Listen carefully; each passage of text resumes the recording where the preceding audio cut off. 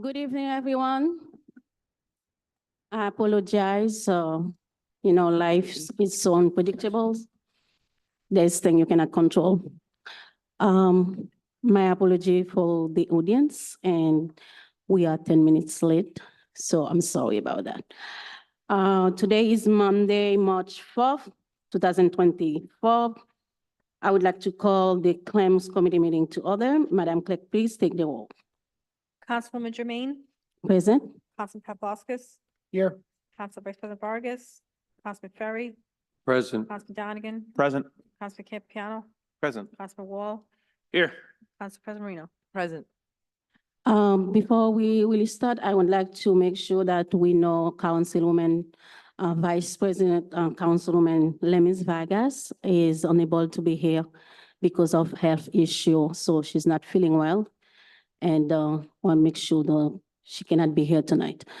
At this time, I would like to have a motion to approve the minutes of January 8th, 2020. So moved. Second.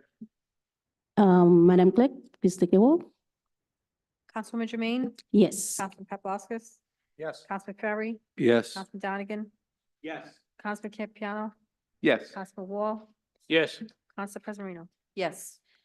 I'm sorry, we just voted on that, but there is a mistake on that one. It said January 8, 2023.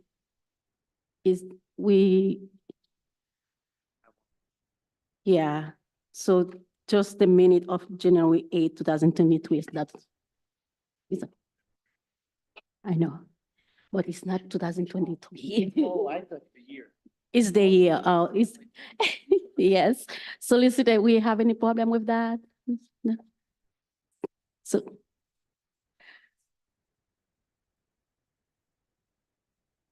We didn't hold a meeting last month. February, we canceled. yes, but, okay. I said the year, that was. Yeah, it's Okay. a Scrivener's error. Yeah. Okay. We good, right? All right. So at this time, I would like to open the floor for public comments. If there is anyone in the chamber who online would like to make a comment, it's the time right now. You're gonna come in front of the podium and give your name and address.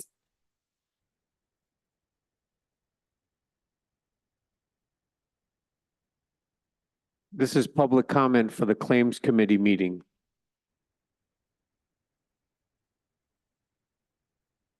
This is the claim committee meetings. If you have any comments, it's time to come.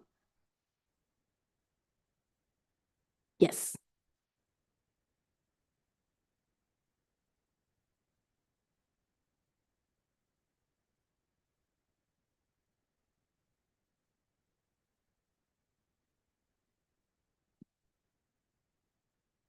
My name is Sharon Fratantuano. I live at 21 Lindsay Lane, Cranston, Rhode Island, and I've lived there for 22 years. I submitted a claim to the city for damages that we incurred to our vehicle on January 13th. It occurred at 1440 Park Avenue in front of the Jiffy Lube there. It was a very, very rainy day. And it was 7:30 in the morning because I had a pre-surgical appointment, a doctor's appointment in East Providence, and to avoid the 295, 95, 195 on-ramp where we live, my husband decided to go through Park Avenue and get on Reservoir Avenue on-ramp to East Providence. Well, while we were on Park Avenue, we crossed the intersection of Cranston Street and Park Avenue, and all of a sudden, the road, I guess, dips there. And it was a flooded situation. Our car flooded and stalled. We were there 2.5 hours. Our vehicle, a 2023 E-Class Mercedes, brand new, stalled, flooded. Called the police, called the rescue. They came, the rescue came maybe, the fire truck came maybe after 25 minutes. Meanwhile, the water is rising toward, like, up the door to the driver's door. The fire department didn't, this is just to explain to this committee the infrastructure that failed. The fire department came, they stayed in their truck, they pulled into the strip mall in front of Jiffy Lube. They motioned to put down the window and they said, "Do you need help?" Well, of course we do. We can't get out of the car because I couldn't walk at the time. And they said, "Well, we can't do anything except get you out of the car." I said, "But then what happens? How do we get home?" And they said, "You're gonna have to find a ride." Okay, how do we do that? No one can come down this street because it's flooded. So they left. Police came, didn't do anything. Department of Public Works came, two people came, workmen came in their truck, they parked, because they couldn't come down the street. They parked near the railroad tracks, just stood there. Didn't do anything, didn't try to clear the storm drain. They just stood there with their vests. The manager of Jiffy Lube, Desiree O'Rourke, she's volunteered her name and said you could call her at any time. She came out to the car. It was about 8:30 when she opened.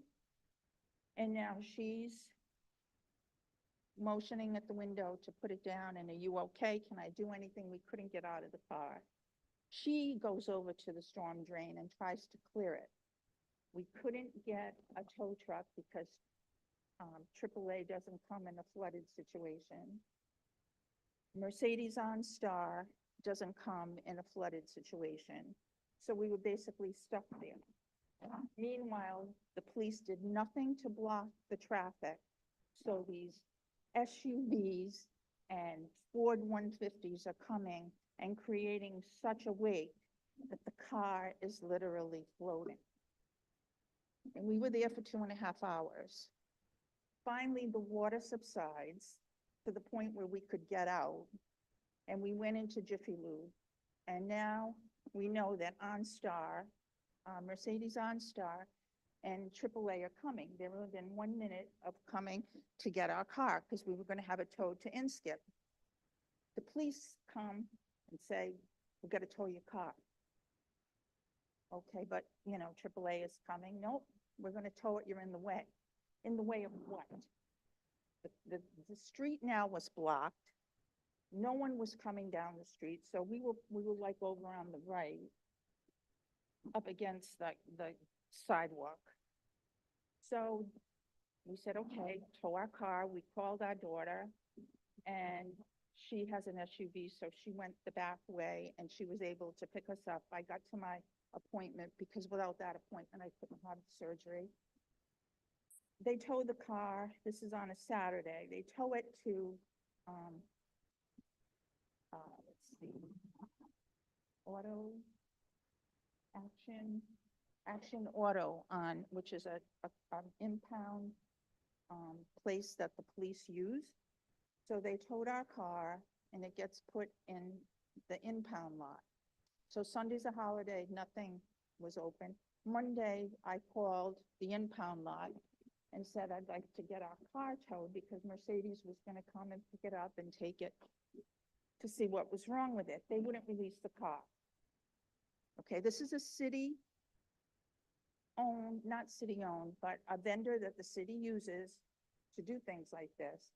They wouldn't release our car. I said, "What do you mean? It's our car." "Well, the insurance company can just as well do the evaluation here as they can in Inskip." I said, "But we don't want that. We want the car. It's a brand new car. We want it towed to Inskip." They wouldn't release it. Now I can't get my car back. So I called the police. I said, "You towed our car. It's in an impound lot. We can't get it back. This is a private matter. We can't do anything." "You can't do anything. You took our car knowing that the tow truck was a minute away. You put it in an impound lot, and now they won't release it, and you say you can't do anything." So now I'm upset, can't get the car back. I said, okay, I'm gonna report the car stolen.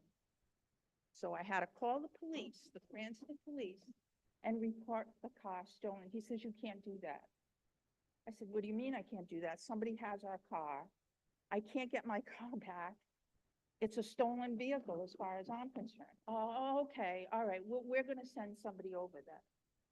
After like 2 hours, the owner of the impound lot finally agrees to give me my car back.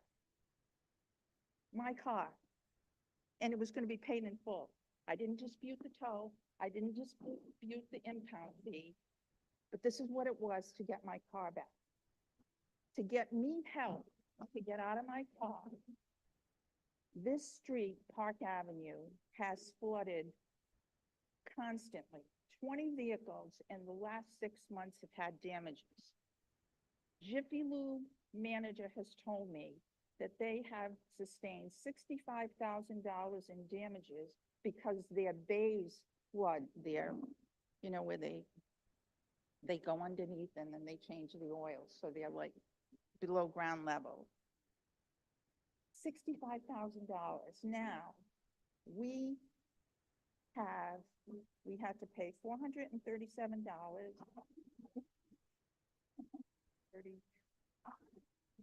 $437.24 for the impound and the tow. We had a $1,000 deductible for our insurance, and our insurance company has had to pay Mercedes-Benz $23,000 in damages. I don't know if they're gonna drop us because of the size of the claim. They didn't total the car because the car has a greater than what the damages were. So my point of being here is, number one, to try to recoup the damages that we sustained, to make you aware of the infrastructure that's out there for people who are in need or encounter this, from what I think is the negligence of the city to not only not fix it, but to have this happen every time there's a heavy rainfall, to have people's life put at risk, their property damaged, their property put at risk. If you're not going to fix the street, then be proactive and put barriers up so travelers know not to go down that street. It happens apparently all the time. I've lived in Cranston for 22 years. My son and daughter live there as well. And between the 3 families, it's like $25,000 in taxes. And here I have $25,000 in damages. Plus what it did to me that day. I've had the surgery since, and we made it to the doctor's office. But this was a nightmare. The police, the fire department, the Department of Public Works, the company that you use for impound and towing, to say I can't have my car back. Do you know what that's like? This is your property and someone won't give it back to you. And then the police say it's a civil matter. The police. I don't know. I'm just asking for immediate remedy, I guess, for the damages, and hopefully you can do something about that situation. Because if it happened to me, it can happen to anybody. We were there 2.5 hours in the cold, in the rain, just bobbing like in a boat. And I don't know, I mean, they say they fixed the car, but you know, that's immaterial. It's everything else that went with it. So I don't know if you have any questions, but that's all I wanted to make you aware of. Thank you so much, but per the rules, we cannot answer your question right now. So that's something we're going to discuss at the executive session. Okay, thank you so much. And I'm sorry you went through all of those hurdles during that difficult time. Thank you. Is there anyone else who has a comment?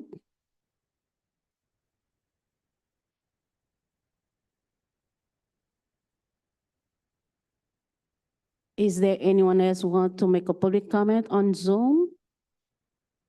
There is no public comment.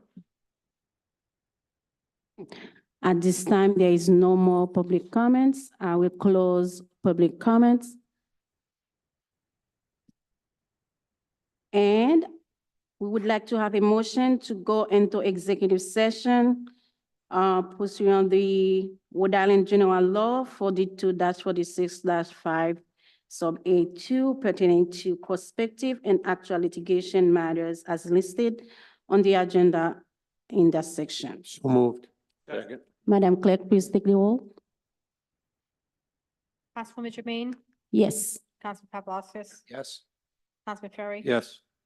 Councilman Donegan, Yes. Councilman Campiano, Yes. Councilman Wall, Yes. Council President Marino. Yes. At this time, we're going into executive session. For those of you who are in the chamber, we will come back after that.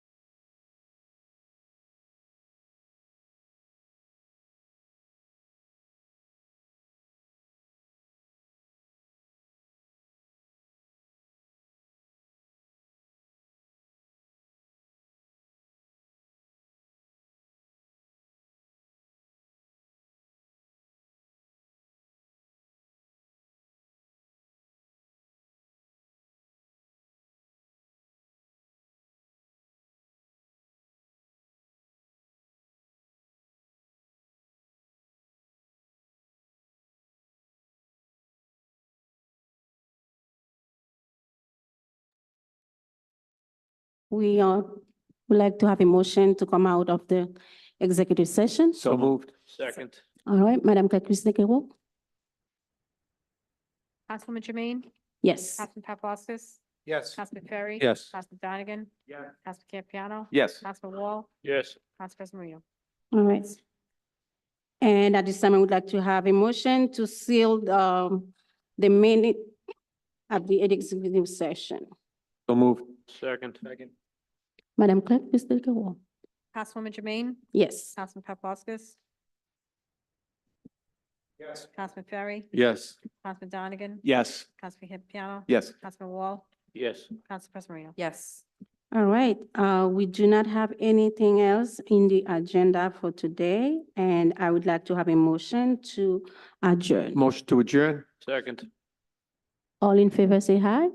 Aye. Aye. Any opposed? The meeting is adjourned. Thank you, everybody. Is everybody okay just to continue? Okay. It's Monday, March 4th. I'd like to bring the Safety Services and Licensing Committee meeting to order. Madam Clerk, could you please take a roll? Councilman Ferry, Yes. Council Vice President Vargas, Councilwoman Jermaine, Yes. Councilman Donegan, Yes. Councilman Campiano, Yes. Councilman Paplaskas. Yes. Councilman Wall, Yes. Council President Marino. Yes. Okay, may I have a motion to approve the minutes of the January 8th and February 5th meetings? So moved. Second. Any discussion? Madam Clerk, please take a vote.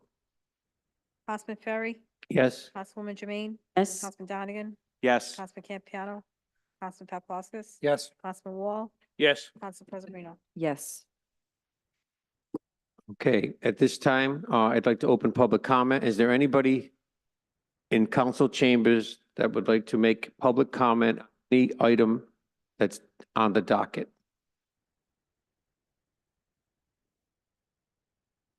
Okay, is there anyone on Zoom that would like public comment on any item that's on the docket? There is no public comment. Okay, I'd like to close public comment.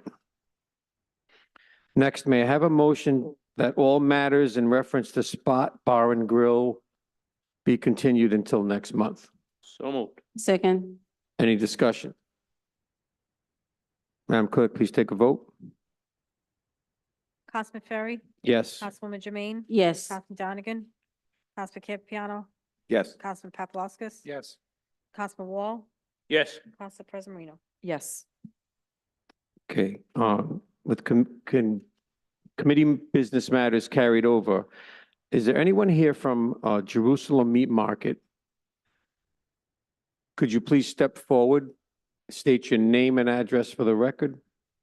88 North Square, You gotta speak right into the microphone. 88 North Square, Cranston, 02920. Bashar, Bachar. Tambakji, Tanbakji. Okay. All right, it says here that you're applying for a holiday sales license, a new holiday sales license. Could you please explain to me what your business is and what your hours are, et cetera? Yeah, it's the grocery, international grocery store.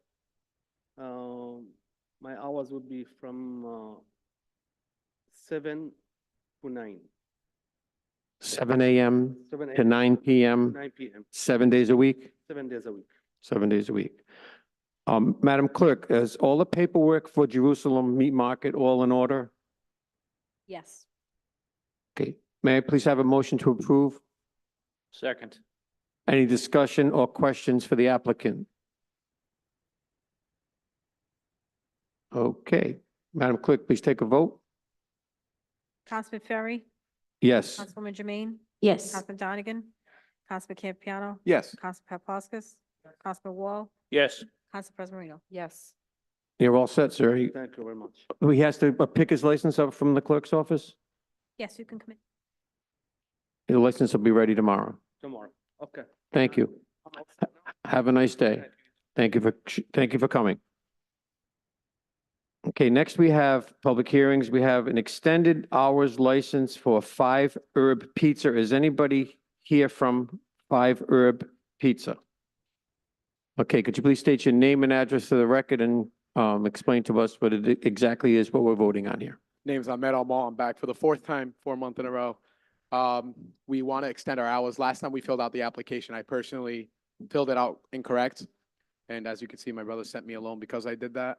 We want to extend to 4 a.m. is our goal on the weekends. And address is 500 Dyer Avenue, sorry. Yeah, ALMALL. May I have a motion to approve? Motion to approve. Second. Any discussion or questions for the applicant? So, sorry, go ahead. I have a question for you. Ask away. Do you serve liquor? We do not, never did, never will. Okay. Thank you. Anybody else have any, Council President? Thank you. Can you, I don't want to make assumptions as to what it is you're going to be doing in terms of operating your business during those hours. Can you fill us in a little bit as to what your actual business involvement is going, activity is going to be during What, those my late personal hours? involvement or like what the business is? I mean, we do pizza delivery. So right now we do until 2 a.m. and our goal is after 2 a.m., no takeout, only delivery. We do within a 7 to 8 mile radius. We like to keep it under 7. So it's usually up to like Johnston, most of Providence, and usually all of Cranston.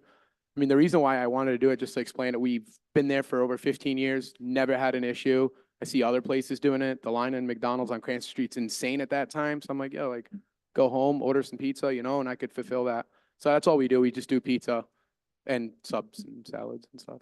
So currently you do that until 2 a.m. and now Right you now want to we go do to 4. 2 Right now we do 2 on the weekends and 1 on the weekdays. Right now we want to do, hopefully in the spring, we want to do 2 on the weekdays and 4 on the weekends if everything, you know, works out well for us.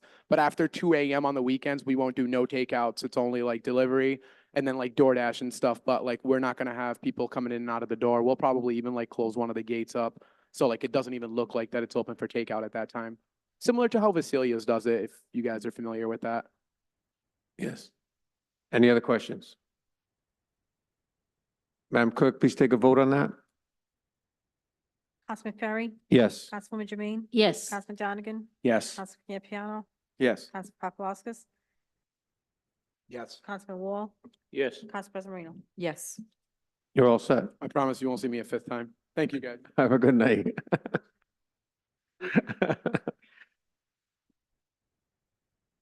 Okay, next we have a liquor license change of class from BV to BVL for Crepe Corner. Is there anyone here from Crepe Corner tonight?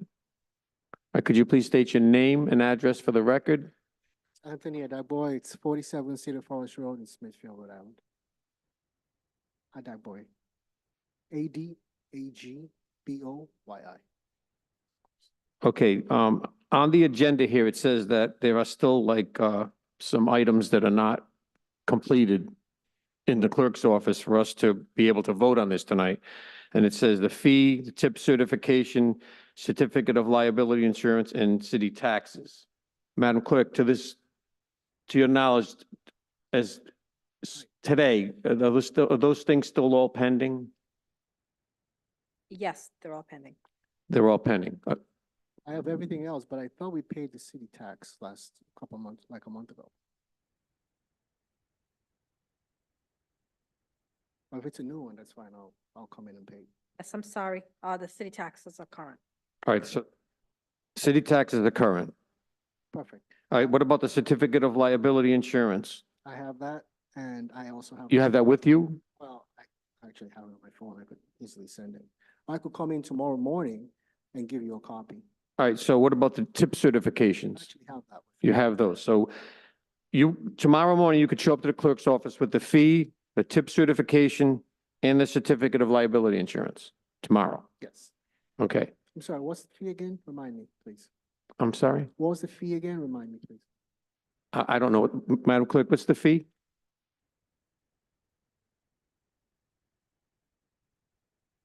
You have to calculate that because it would be, It'll be prorated. Got it. Okay. All right.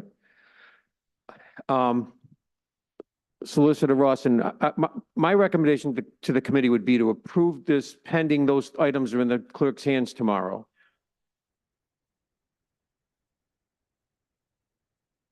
The gentleman did put it on the record, Mr. Chairman, so we'll hold him to that. So I have no issue if you want to approve it subject to that. But obviously, if it keeps going on, we'll be back again. So, but I don't have an issue with that legally. Okay, so let's have a motion to approve for discussion. So moved. Second, Any- Motion, I'm sorry. Motion to approve, subject to receipt of the fee, the tip certificates, and certificate of liability insurance. And we have a second? second, Any discussion or questions for the applicant from the committee? Okay, so we're going to vote on this pending those three items be in the clerk's hands. So that she will not issue the license to you until those things are taken care of. Okay. So, all right. Madam Clerk, please take a vote. Councilman Ferry, Yes. Councilwoman Jermaine, yes, Councilman Donegan, Yes. Councilman Campiano. Yes. Councilman Paplaskas, Yes. Councilman Wall, Yes. Council President Lino. Yes. You're all set. Good luck. Thank you. Okay.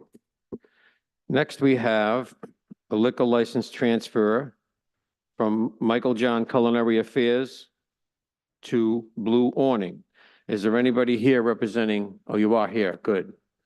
Nice to see you. So please explain to us what's going on. Good evening, Mike. Attorney for the applicant, with offices at 121 Phoenix Avenue in Cranston. The applicant is Blue Awning LLC, doing business as Mac Eatery. The application is for the transfer of the BVL license of Michael John Culinary Affairs at 650 Oaklawn Avenue in Cranston, and a victualer's license.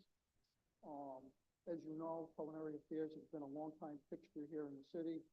Blue Awning and Michael Kutzma, who's here this evening, who is the sole owner of that LLC, has signed an asset purchase agreement to purchase the assets of Culinary Affairs, subject to a new lease and subject to this license being approved this evening. There is the green light on that microphone. Yes. Would you please speak right into the microphone? Thank you. Sure. Just some background on Mr. Kutzma to show his capability as a liquor license holder and a restaurant owner, is that he has been involved in the restaurant industry for many years, since his early 20s. He grew up in the city of Cranston. He was a kitchen manager at T's Restaurant when he was in his early 20s. He's been a chef for 6 years at Matunic Oyster Bar. He was a head chef right now at Patio on Broadway in Providence, where he was also responsible for opening that restaurant in May of last year. It's been a long time goal for him to have his own restaurant, Culinary Affair. Its location and reputation was a perfect fit for him. So I have Mr. Kutzma here to answer any questions you might have relative to the transfer of the application as well as the victualer's license. All right, before we take a motion to approve this and have any discussion or questions, I see that there are 3 items on here that are pending, according to the clerk, and they would be the Rhode Island Department of Health license, the letter of good standing, and the certificate of liability insurance. What are the status on those 3 items before we The letter of good standing for the seller, and they're working on getting that from Division of Taxation. The certificate of insurance, we'll have that within the next day or so. And in the Department of Health, we have that scheduled for inspection. Because on the agenda also, the victualling license, the Rhode Island Department of Health letter refers to both the liquor license and the victualling license. Correct. Okay, so, Solicitor Rawson, can we proceed to do the same with this, or is it just too much information that we need?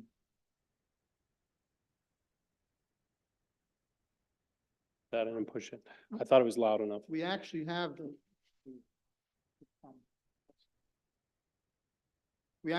Department of Health license. Yeah. The certificate of insurance, we're gonna have that from the agent probably tomorrow or the day after. I'll leave it to the discretion of the chairman. I mean, if he did And put on the record, and it's as you within probably- days. As you probably know, letters of good standing from Division of Taxation sometimes take some time, so, but they're on it. We should have it any day now, according to the seller's attorney. Do you want to keep it, Mr. Chairman, for next month? But certainly approval, they could, in the meantime, it could be approved pending if it does come in. Yeah, my recommendation would be that we vote on this pending what's missing. And if we don't get it, then we would just continue it to next month. Is the business open right now? Culinary Affairs, oh, Under the other owner? correct. It's still under the other owner. So as soon as you get all this, you want to be able to complete your paperwork and take the business over from them. So my recommendation to the committee would be to approve this pending, and then if it doesn't come in time, we would just continue it to next month. That's fair. Do I have a motion to approve? Motion to approve pending the outstanding documents are turned in. Any discussion or questions for the applicant from the committee? Councilman Wall. As you said, Culinary Affairs been in the area in that site for a long time with a pretty good reputation. I just ask the soon-to-be new proprietor, well, what changes do you intend on making? I think in terms of, I think what I want to do is I want to do a different menu. So it's an Italian place right now with a lot of catering. So it wouldn't be an Italian restaurant anymore. In terms of any changes inside or anything like that, it's actually pretty much turnkey. So I'm not really anticipating any structural changes or anything like that. And in terms of hours, the only other thing I would be doing differently is I'd be working on Sundays, open on Sundays, I should say, as opposed to they're closed right now. Michael Kudzma, Kudzma. Welcome. Any other questions? Ju- Council President. Yep, just for clarification, and I'm sure it was just something that was misspoken, but at one point, you had referenced that you had the health inspection scheduled, and then later on, you had said you thought that you had the license. So I just want some clarity on that. I have a health certificate. I think there was just, I have a health certificate, a safety manager certificate, which is required. I have that. And then the next thing is to schedule, once I purchase the business, then I would get the final health inspection to open. So I think maybe there was confusion there, but so I do have a certificate that I'm a safety manager. That's what I have. So there is no inspection scheduled because you can't have that at this time. Is that fair to say? Correct. He needs to take ownership, in order to get the inspection.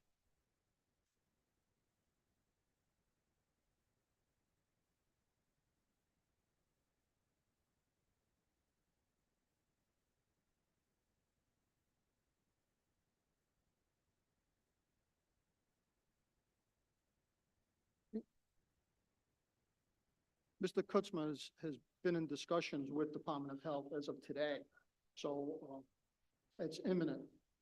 Well, you never know with the state, obviously, and that's really the kind of the X factor, right? It sounds like you're going to have everything in order for paperwork in the next few days, except the inspection could be whenever, obviously after the transfer. So I think we should continue it a month.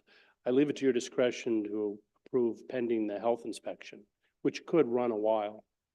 I mean, I leave that to your discretion, Mr. Chairman. May I just add that when I asked the Department of Health, they told me that, because I told them the circumstance, and they told me that once I get it, we can schedule something to open, because I told them I'm trying to be, I want to kind of move quickly here with opening, and that wasn't a concern on their end.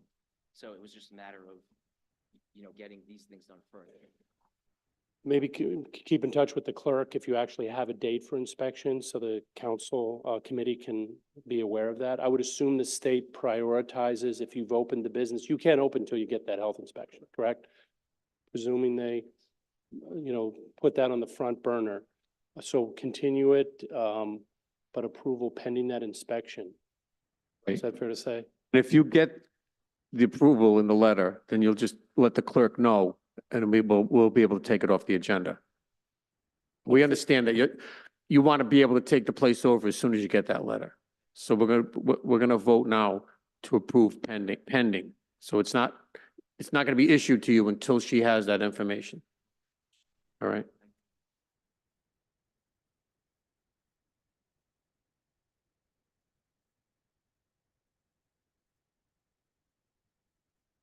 Obviously, he needs to have the transfer, then the health inspectors come in. So I think that's fair, Mr. Chairman, that there's a little delay there, but the approval pending the paperwork, and then if we can be aware of the inspection. So we're going to vote right now? Any other discussion? Madam Clerk, please take a vote.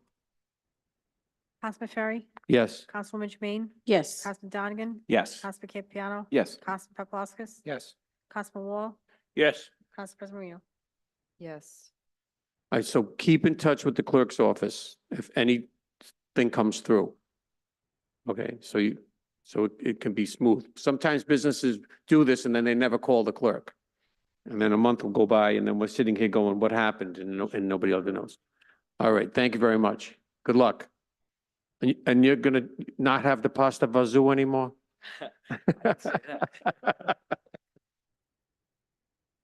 Okay, next, new matters before the committee. Is there anyone here from, oh, wait a minute, okay. No. I guess we're gonna do the same thing with the victualling license. He doesn't need to be here. May I have a motion to approve the victualling license for Blue Warning pending the Rhode Island Department of Health license? Motion to approve pending. Second. Any discussion? No discussion? Same thing, we're voting on it pending. Madam Clerk, please take a vote. Councilman Ferry, Yes. Councilwoman Jermaine, Yes. Councilman Donegan, Councilman Campiano, Yes. Councilman Paplaskas, Yes. Councilman Wall, Yes. Council President Marino. Yes. Are you sure you're not on here a third time? I'll just have a good night. Thank you. Okay, moving right along. We have a victualling license new for Changing Lives LLC, doing business as a nutrition station. Is anybody here from that establishment? Please state your name and address for the record.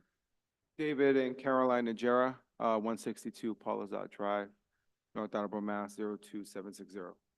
And could you please, Last name? Najera, N as in Nancy, A-J-E-R-A. please tell us a little bit about your business? So we're actually Herbalife nutrition distributors, and we're going to be continuing the business that's already there, serving healthy smoothies, shakes, energy teas, waffles, donuts, different things like that. And the business is currently operating? Yes, it's currently operating. All right, I see here on the agenda that it says the Rhode Island, piece of information that's missing is the Rhode Island Department of Health license. Yep, we have an inspection tomorrow at 2 p.m. And the business is currently open with the same name, just different owners right now. All right, so you have an appointment with the Rhode Island Department of Health tomorrow. Tomorrow, 2 p.m. Okay. May I have a motion to approve pending the Rhode Island Department of Health license? Motion to approve pending the Rhode Island Department of Health license. Second. Any discussion or questions for the applicant? I would like to tell you to continue to make good smoothie. Okay, Madam Clerk, please take a vote. Councilman Ferry, Yes. Councilwoman Jermaine, Yes. Councilman Donegan, Councilman Campiano, Yes. Councilman Paplaskas, Councilman Wall, Yes. Council President Marino. Yes. Okay, so it's approved pending, so please keep in touch with the clerk and let her know as soon as you have it. Thank you. I'll be here 2:30 tomorrow. All right, have a Thank good you. night. Thank you very much. Good luck. Okay. Do we have anyone here from Dehu Shadal?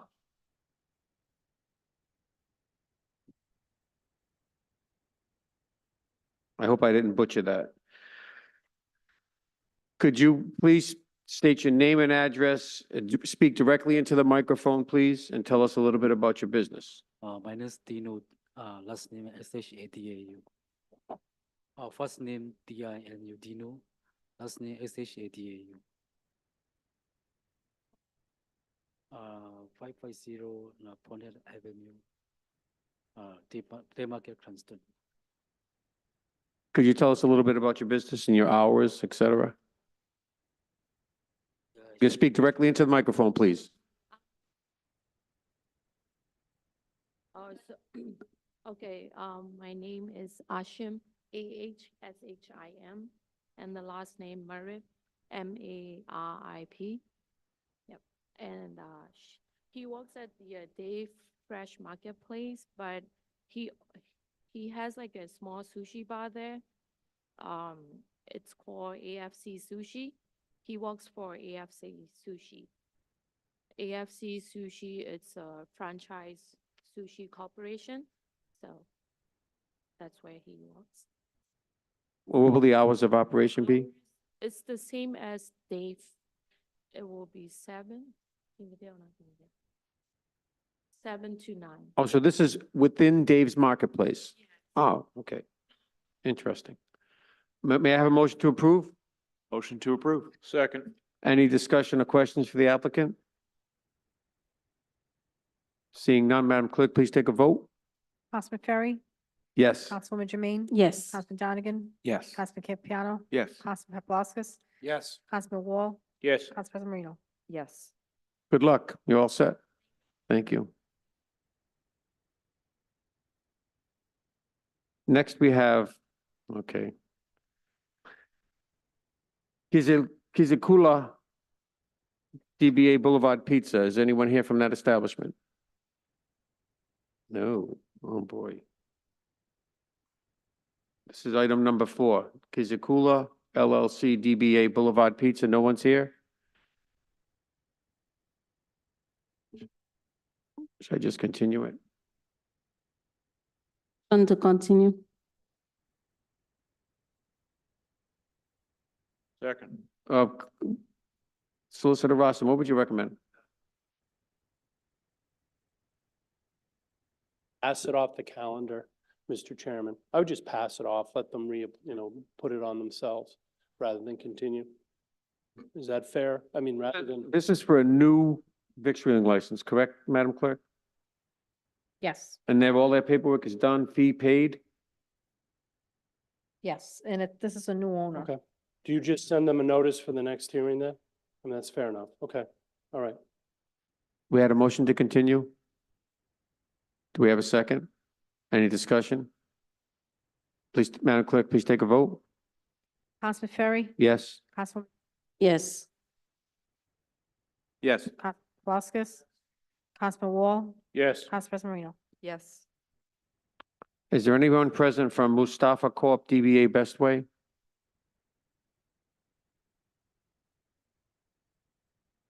Could you state your name and address for the record, please? Tell us a little bit about your business. On behalf of boss, my name is Sean Maharoof, and SHAAN MAHAROOF. Yeah, his son is sick, so he had to go to emergency. So, address is 1353 Park Avenue. It's the Best Way gas station. Raise the microphone a little bit, speak directly into the microphone, please. 1353 Park Avenue is the Best Way gas station in Cranston.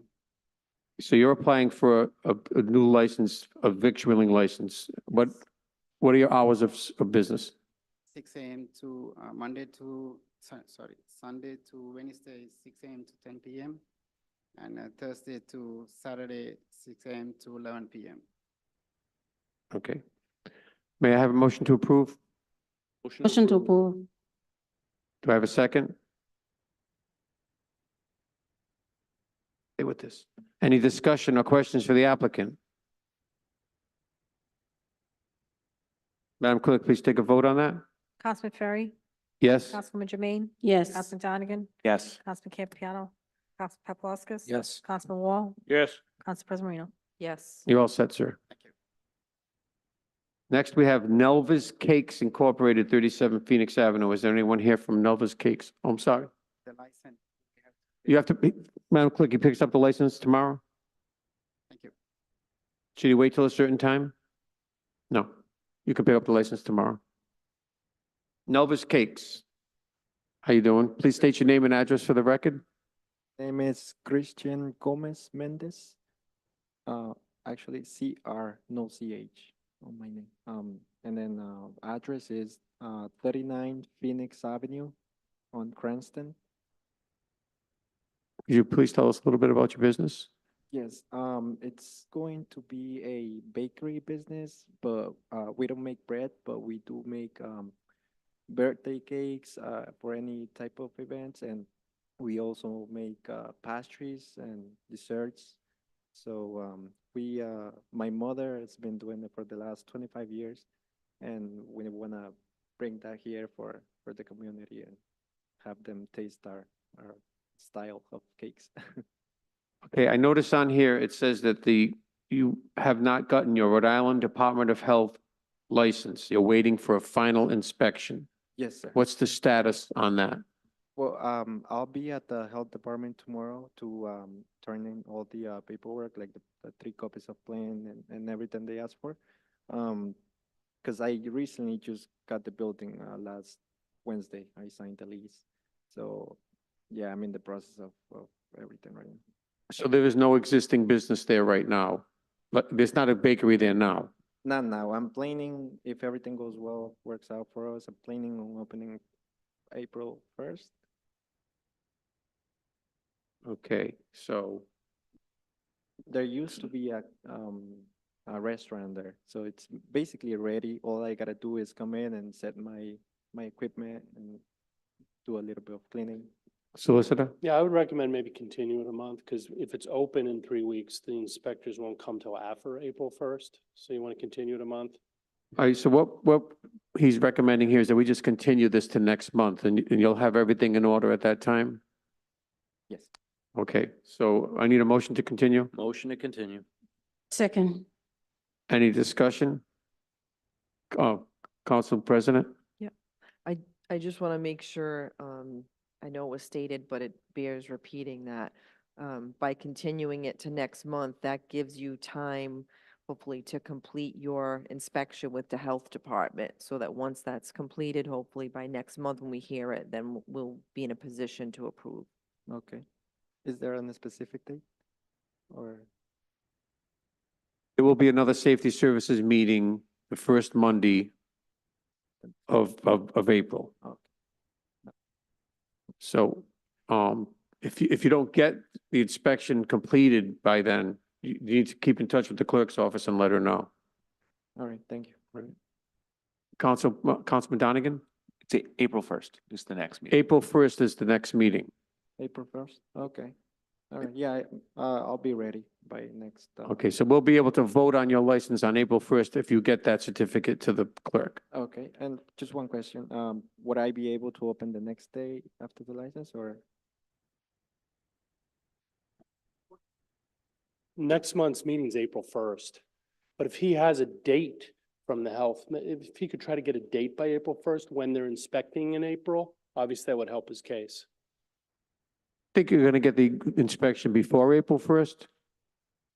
I believe so, because I don't have to do too much work in the establishment. So, yeah, I'll be ready. Yeah. Right. So if you don't get the inspection by April 1st, okay, get a date from them of when the inspection will be, and then we'll be able to approve the license pending the certificate. Okay. On April 1st, we'll be able to vote on the license pending the certificate. So if they don't inspect it by April 1st, you want to ask them for a date, get an exact date out of them, then we'll be able to approve it pending that. And you should come back on April 1st. Okay. All right? Yeah. Okay, I'll be here. so we're going to continue this. Thank you. Okay, thank you. We had a motion to continue in a second. Madam Clerk, please take a vote on continuing that. Councilman Ferry? Yes. Councilwoman Jermaine? Yes. Councilman Donegan? Councilman Campiano? Councilman Paplaskas? Yes. Councilman Wall? Yes. Council President Marino? Yes. All right. Good luck, and we'll see you April 1st, hopefully to vote on Thank your you so license. much. Thank you. Appreciate it. Next, we have 1, 2 Taco and More. Is anyone here from that establishment? You could state your name and address for the record, please. Abner Albeno. Albeno, 690 Oakland Ave, Cranston, Rhode Island. No problem. Can you just tell us a little bit about your business and your hours, et cetera? Yeah, I started as a food truck pop-up before, and then I moved into a food truck, and the big goal is to have a brick and mortar, and here we are in the lovely city of Cranston. Okay. Hours are gonna be 10:30 to 9 p.m. 7 days a week? 6. I need a break. What day are you closed? Sunday. Sundays. Okay, do I have a motion to approve? Motion to approve. Second. Any discussion or questions for the applicant from the committee? Okay, Madam Clerk, please take a vote. Councilman Ferry? Yes. Councilwoman Jermaine? Yes. Councilman Donegan? Councilman Campiano? Councilman Paplaskas? Yes. Councilman Wall? Yes. Council President Marino? Yes. Good luck, sir. Thank you. He can pick his license up tomorrow? Appreciate it. Thank Have a you. good night. Have a Thank good you. night. Next, we have TMA Enterprises. Is there anyone here from TMA Enterprises? Hello. If you could state your name and address for the record.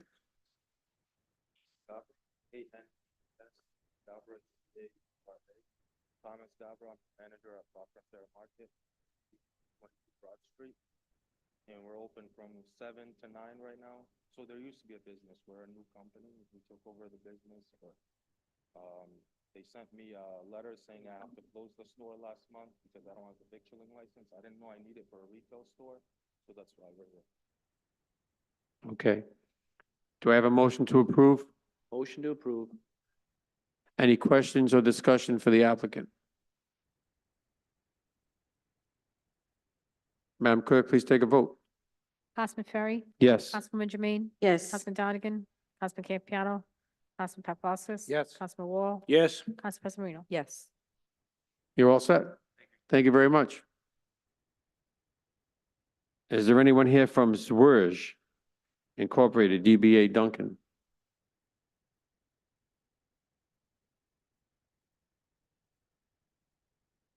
If you could state your name and address for the record, please. My name is George Sweener. I'm sorry, 548 Reservoir Ave, Cranston. Z is in zebra, W-I-E-N-E-R. Is this a new store? It will be a new, I took over the existing Honeydew franchise across the street from Midas. All right. Hours of operation will be 6 a.m. to 9 p.m., 7 days a week. 7 days. All right. Do I have a motion to approve? Motion to approve. Second. Okay. Any discussion or questions for the applicant? Okay, Madam Clerk, please take a vote. Councilman Ferry? Yes. Councilwoman Jermaine? Yes. Councilman Donegan? Councilman Campiano? Councilman Paplaskas? Yes. Councilman Wall? Yes. Council President Marino? Yes. Good luck, sir. Thank you very much. Thank you very much. Okay. We have no report from the traffic engineer. Next, we have show things. Is there anyone here from La Bandera Bistro?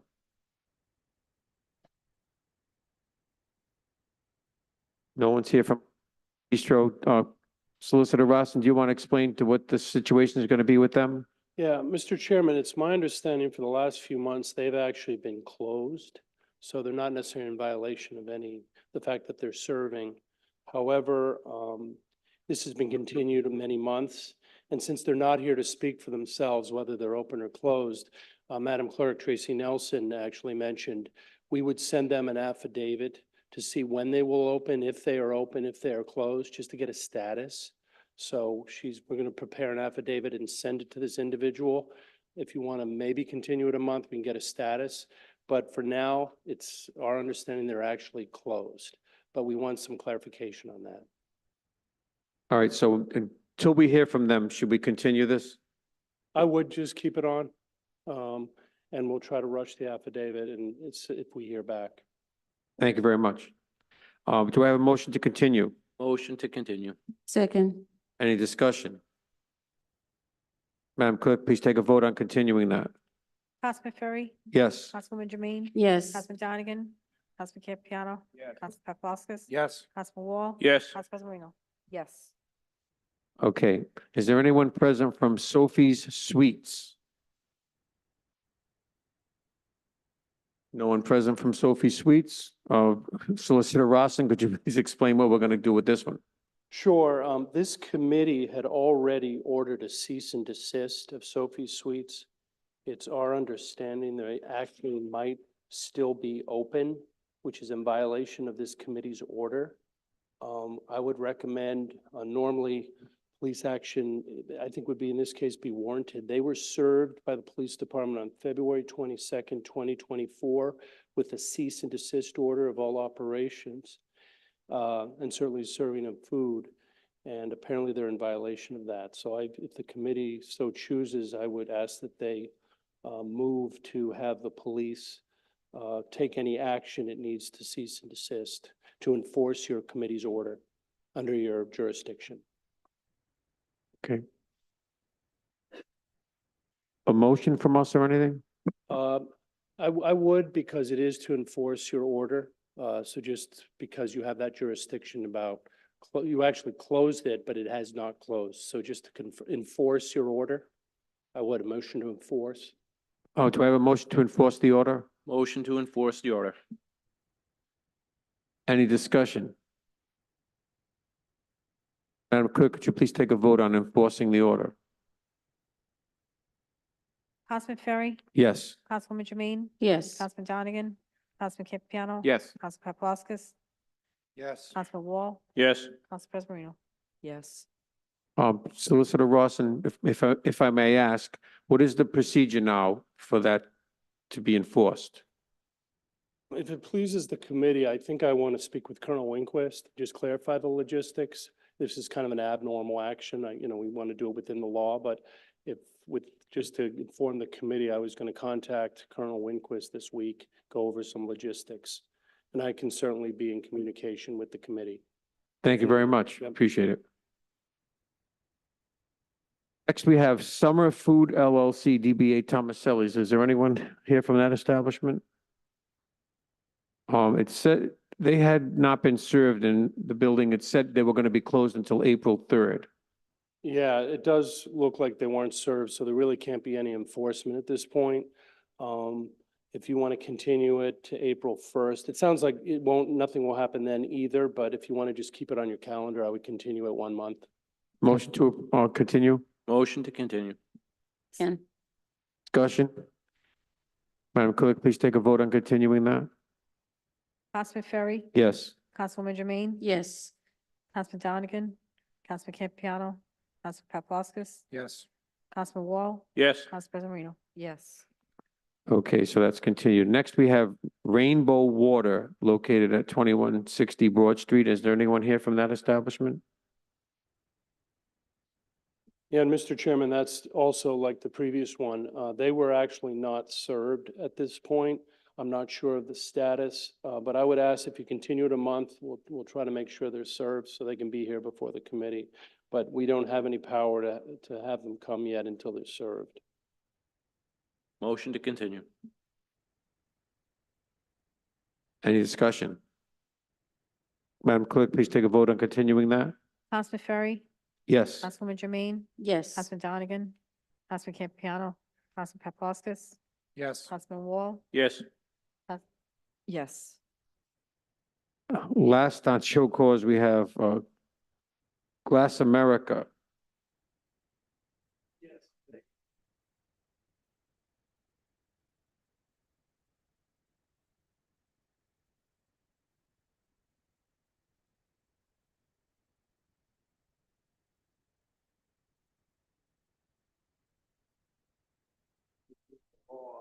They are specifically, because this is an auto repair license, they are actually in violation of a Rhode Island statute, state statute. So I would ask the clerk's office to file a complaint with the municipal court.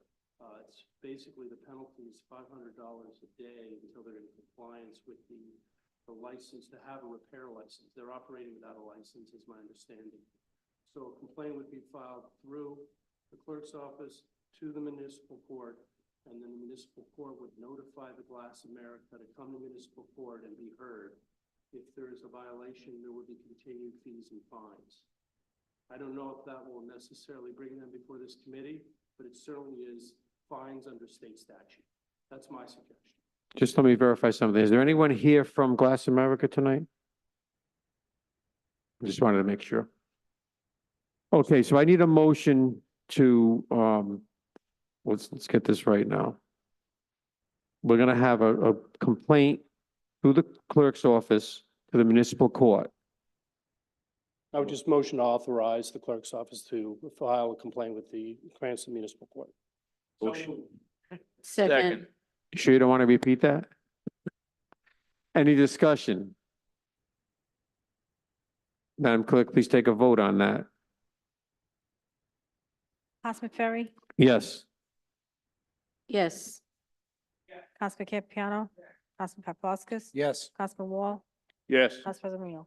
Yes. And Mr. Chairman, if I could just add, if it pleases, Hey. they actually failed a fire inspection on February 6, 2024. They also have not been licensed for the last 2 calendar years. So just for the record, Your Honor, Mr. Thank you. Solicitor Rossin, I'd like to thank you for being prepared to handle these tonight. It really means a lot to Thank help you. and explain to us exactly where we stand with these Yeah, items.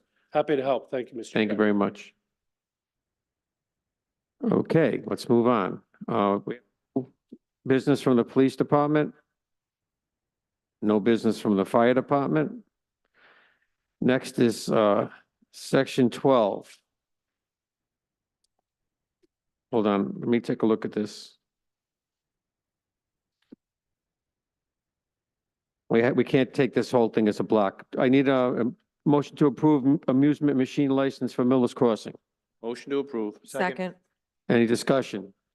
Seeing none, Madam Clerk, please take a vote on Miller's Crossing. Councilman Ferry. Yes. Councilwoman Jermaine, Yes. Councilman Donegan, Councilman Campiano, Yeah. Councilman Paplaskas, Yes. Councilman Wall, Yes. Council President Marino. We have a motion to approve Miller's Crossing billiards table license. Motion to approve. Second. Any discussion? Madam Clerk, please take a vote on the Miller's Crossing billiards license. Councilman Ferry, Yes. Councilwoman Jermaine, Yes. Councilman Donegan, Yes. Councilman Campiano, Yes. Councilman Paplaskas, Yes. Councilman Wall, Yes. Council President Marino. Yes. Do I have a motion to approve Patuxent Village Farmers Market temporary structure? Motion to approve. Second. Any discussion? Seeing none, Madam Clerk, please take a vote on Patuxent Village Farmers Market. Councilman Ferry, Yes. Councilwoman Jermaine. Yes. Councilman Donegan, Councilman Campiano, Yes. Councilman Paplaskas, Yes. Councilman Wall, Yes. Council President Marino. Yes. The reason we're not taking these items right here in a block is because they're all different. And when we get to the block of the same, we'll do that. May I have a motion to approve Stafford Investment? Motion to approve. Any discussion? Seeing none, Madam Clerk, please take a vote. Councilman Ferry, Yes. Councilwoman Jermaine. Yes. Councilman Donegan, Councilman Campiano, Yes. Councilman Paplaskas, Yes. Councilman Wall, Yes. Council President Marino. Yes. May I have a motion to approve Cumberland Farms? Motion to approve. Second. Oh, hold on, I'm sorry, I took this out of order by mistake. Will you please withdraw that motion? Withdraw my motion to approve. Okay. First is 7-Eleven, extended hours. Motion, Motion to approve. Second. any discussion? Seeing none, Madam Clerk, please take a vote. Councilman Ferry, Yes. Councilwoman Jermaine, Yes. Councilman Donegan, Councilman Campiano, Yes. Councilman Paplaskas, Yes. Councilman Wall, Yes. Council President Marino. Yes. Motion to approve Cumberland Farms. Motion to approve. Second. Any discussion? Seeing none, Madam Clerk, please take a vote. Councilman Ferry, Yes. Councilwoman Jermaine. Yes. Councilman Donegan, Councilman Campiano, Yes. Councilman Paplaskas. Yes. Councilman Wall, Yes. Council President Marino. Yes. A motion to approve CVS 1414, number 1414. Motion to approve. Any discussion? Seeing none, Madam Clerk, please take a vote. Councilman Ferry. Yes. Councilwoman Jermaine. Yes. Councilman Donegan, Councilman Campiano, Councilman Paplaskas, Yes. Councilman Wall. Yes. Council President Marino. Yes. All right, next, I want a motion to take holiday sales licenses from Advance Auto Parts all the way through Yankee Candle as a block. So moved. Second. Any discussion? Madam Clerk, please take a vote on taking that as a block. Councilman Ferry. Yes. Councilwoman Jermaine. Yes. Councilman Donegan, Councilman Campiano, Councilman Paplaskas, Yes. Councilman Wall, Yes. Council President Marino. Yes. Now, may I have a motion to approve that block? Motion to approve. Second. Any discussion on the block? Approving the block. Madam Clerk, please take a vote. Councilman Ferry, Yes. Councilwoman Jermaine, Yes. Councilman Donegan, Councilman Campiano, Councilman Paplaskas, Councilman Wall, Yes. Council President Marino. Yes. Okay, next, may I have a motion to approve the block of leasing of motor vehicles licenses from American Performance through Ultra Motor Car? Motion to approve. Second. It's Any motion- discussion on this, to take it as a block? Right. The motion is to take it as a block. And to take it as a bar. Second that motion. Any discussion? Seeing none, Madam Clerk, please take a vote on taking it as a block. Councilman Ferry, Yes. Councilwoman Jermaine, Yes. Councilman Donegan, Councilman Campiano, Yeah. Councilman Paplaskas, Yes. Councilman Wall, Yes. Council President Marino. Yes. May I have a motion to approve that block? Second.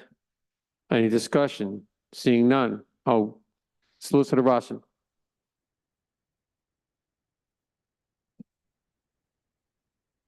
Did you?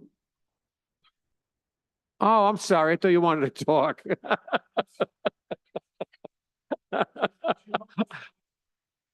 I thought you wanted to talk. I'm sorry. So now now I have no idea where I am. We're going to vote on approving the block. Councilman Ferry, Yes. Councilwoman Jermaine. Yes. Councilman Donegan, Councilman Campiano, Councilman Paplaskas, Yes. Councilman Wall. Yes. Council President Marino. Okay, moving right along. Next, private detective license. May I have a motion to approve? Motion to approve. Any discussion? Seeing none, Madam Clerk, please take a vote. Councilman Ferry, Yes. Councilwoman Jermaine. Yes. Councilman Donegan, Councilman Campiano. Yeah. Councilman Paplaskas, Yes. Councilman Wall, Yes. Council President Marino. Yes. Okay, next we have used car licenses. So I want a motion to take from D and M bills all the way through Zincs as a block. Motion to approve as a block. Second. Second. Any discussion? Seeing none, Madam Clerk, please take a vote on taking that as a block. Councilman Ferry, Yes. Councilwoman Jermaine. Yes. Councilman Donegan. Yes. Councilman Campiano, Councilman Paplaskas. Yes. Councilman Wall, Yes. Council President Marino. Yes. Do I have a motion to approve that block? So moved. Second. Any discussion? Seeing none, Madam Clerk, please take a vote on approving that block. Councilman Ferry, Yes. Councilwoman Jermaine. Yes. Councilman Donegan, Councilman Campiano, Yeah. Councilman Paplaskas, Yes. Councilman Wall, Yes. Council President Marino. Yes. Okay, next we have victualling licenses. I would like a motion to take from Armenia all the way to Vivaldi's as a block. So moved. Second. Oh, hold on 1 second. I'm sorry. Please withdraw that motion. Withdrawn. Uh, Councilman Campiano just pointed out to me that Sophie Sweets is on here. We can't prove that, right? No. We gotta take that out, okay. All right, so may I have a motion to take from Armenia through Vivaldi's as a block excluding Sophie Sweets? So moved. Second.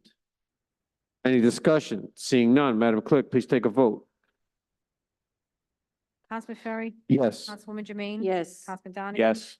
Councilman Campiano, Councilman Paplaskas, Yes. Councilman Wall, Yes. Council President Marino. Yes. Okay, Madam Clerk, please, may I have a motion to approve that block excluding Sophie Sweets? Motion to approve excluding Sophie Sweets. Any discussion? Seeing none, Madam Clerk, please take a vote on that block. Councilman Ferry, Yes. Councilwoman Jermaine. Yes. Councilman Donegan, Yes. Councilman Campiano, Yeah.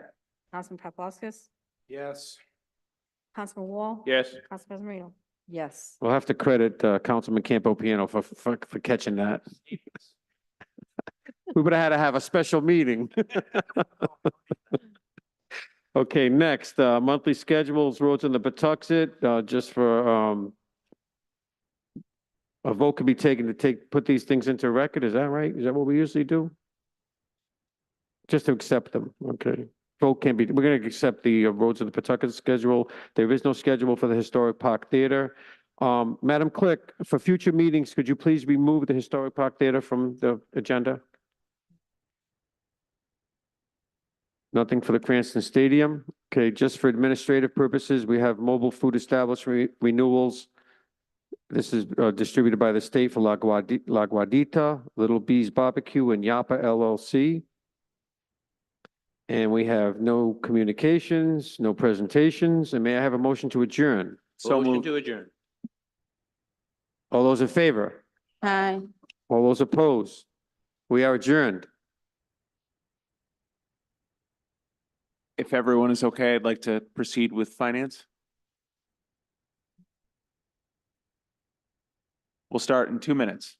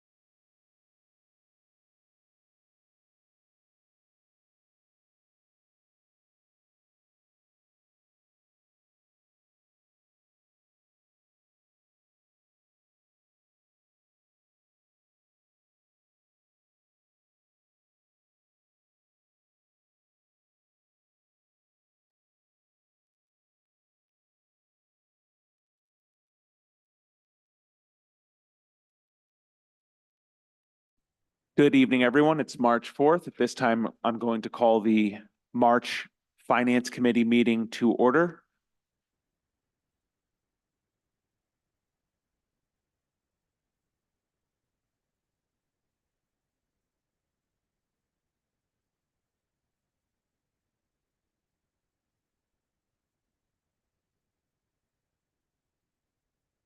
Sorry.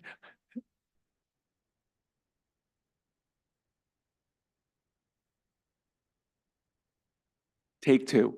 Good evening, everyone. It's March 4th. At this time, I'm going to call to order the March Finance Committee meeting. Clerk, please take the roll. Councilman Donegan, Present. Council Vice President Vargas, Councilman Ferry, Present. Councilwoman Jermaine, Present. Councilman Campiano, Present. Councilman Paplaskas, Present. Councilman Wall, Here. Council President Reno. Present. At this time, we'll entertain a motion for approval of the minutes of the meeting of February 5th, 2024. Motion to approve. Second. Any discussion? Seeing none, clerk, please take a roll. Councilman Donegan, Councilman Ferry, Yes. Councilwoman Jermaine, Yes. Councilman Campiano, Yes. Councilman Paplaskas, Yes. Councilman Wall, Yes. Council President Reno. Yes. Business matters carried over from the last meeting. Actually, before we go to that, if we could, I'd like to entertain a motion to take the docket out of order. So moved. Second. Any discussion? Seeing none, clerk, please take the roll to take out of order. Councilman Donegan, Yes. Councilman Ferry, Yes. Councilwoman Jermaine, Yes. Councilman Campiano, Yes. Councilman Paplaskas, Yes. Councilman Wall, Yes. Council President Reno. Yes. All right, at this time, I'd ask everyone to turn their attention under section 7. It's the resolution in support of fully funding state aid to libraries to the full 25%. This was sponsored by Council President Marino and Council Minority Leader Renzulli. Motion to approve. Second. Any discussion? I know, like to welcome our library director, Mr. Garsha. Mr. Garsha, if you'd like to, any comment on the docketed item? I would just like to have a little bit, give a little explanation, just to give some background for the council. Thank you, Mr. Chairman, Council President, members of the City Council. Just wanted to give you a little background on state aid to libraries and the need for this resolution. In his fiscal 25 budget, the governor has level funded state aid to libraries. We receive a significant portion of our budget from state aid. Last year, we received $797,000.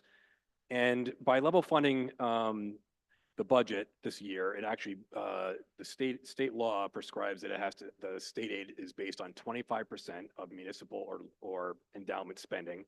And by level funding that, it actually reduces the funding to 24.18%.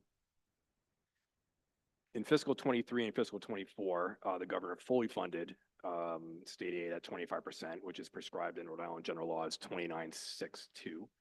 Now it's actually the first time since fiscal 2009 that the state actually fully funded its obligation to public libraries.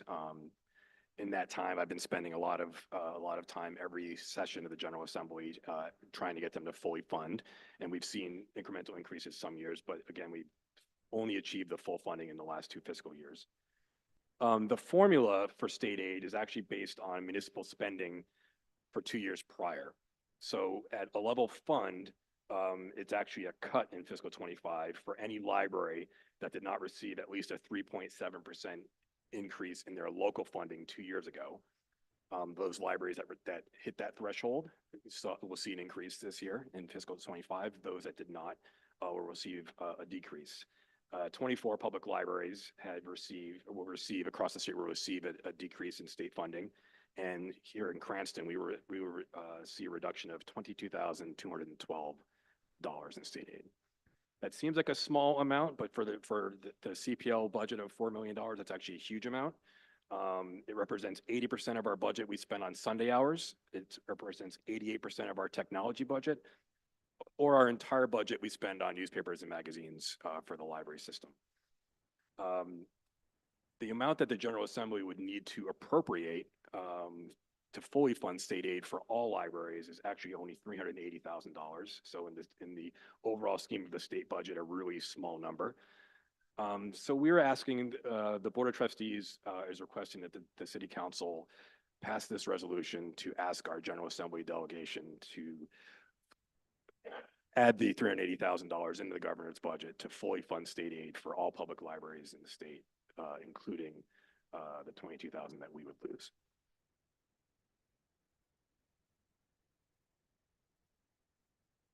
So thank you, Director. Before we open it up for discussion amongst the council, as a new item on the docket, I do want to open this up for public comment. So if there's anyone present in person that would like to speak?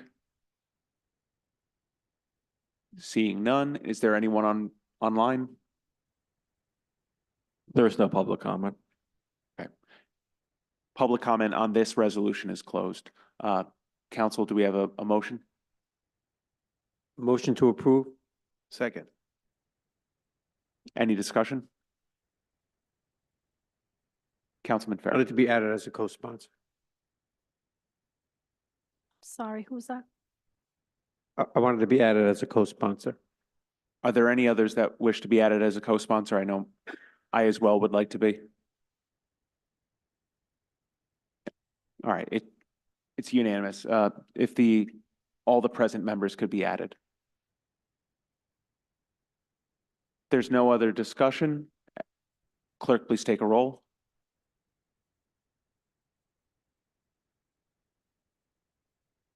Councilman Donegan? Councilman Ferry? Yes. Councilwoman Jermaine? Yes. Councilman Campiano? Councilman Paplaskas? Yes. Councilman Wall? Yes. Council President Marino? Yes. Councilman Donegan, may I make a point of information? Absolutely. I forgot to mention it at my meeting, and she wanted me to mention it at this meeting too. Council Vice President Vargas is ill tonight, and that's why she's not here. Thank you. Yeah, thank you, Councilman. All right, at this time, we'll go back to section 4, matters carried over. We have exploration of liability policy for the city. I did have a conversation with Director Zadelis. This will be continued to next month. Motion to continue to next month? We'll just place it on the docket for next month. Please. Next we have ordinances 12-23-01 and ordinance 12-2302. It is my understanding per an email received last week that the applicant is seeking for both of these to be continued to next month.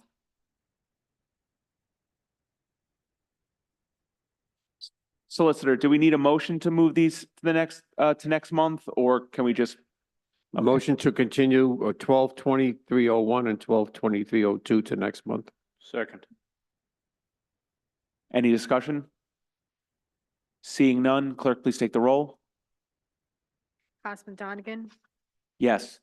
Councilman Ferry? Yes. Councilwoman Jermaine? Yes. Councilman Campiano? Yes. Councilman Yes. Wall? Yes. Council President Marino? Yes. All right, both matters are continued. Next, we have a resolution carried over from last month. Resolution related to a federal grant to the city of Cranston valued at $7.2 million. This was sponsored by Council Minority Leader Renzulli and myself. This time we'll entertain a motion. So moved. And the motion, is that a motion to approve, Councilman? We have a motion to approve. Do we have a second?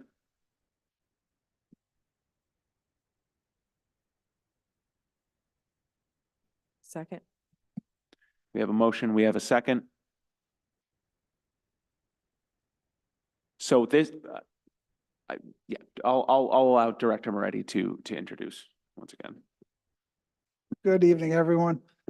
The purpose of the resolution is to satisfy the grant opportunity that we have to, I'll say, solidify or send a message to the people advancing the funds or approving the funds that the council is behind this initiative. So that's the purpose of the resolution. As to the programming at this time and expenses associated with it, it can change, but minimally where we stand is CCAP would like to step up to operate the programming, as we know, having to do with health monitoring, education, and jobs. And yeah, though we'll never get a guarantee until, the program, just before the program goes live, because they have to obtain necessary approvals. But Ms. McGonigal is quite confident that they would be able to service the programming. Now, there certainly could be open to other considerations for best programming. That might be other ideas. But we believe that we will satisfy without cost to the city relative to programming to satisfy those requirements of the grant. As to operating costs, they might even be able to satisfy some of those. But seeing it would be it would probably be about a 6,000 square foot facility. With that, it'd be brand new. Expected to have no or extremely low maintenance costs in terms of repairs on a brand new facility for the first 5 years anyway.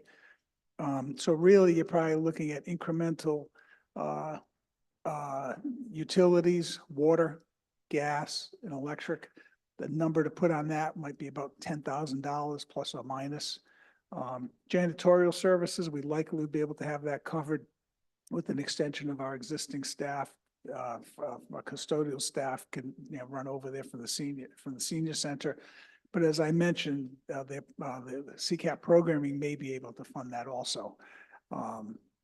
So we think it'd be pretty minimal costs to the city, and it probably about that time frame unless something unexpected really would come of it. So we're probably looking at maybe a $10,000 bill. Things could change in terms of snow removal and basic maintenance. We have our building maintenance staff, our Parks and Rec staff to be able to do plowing as such.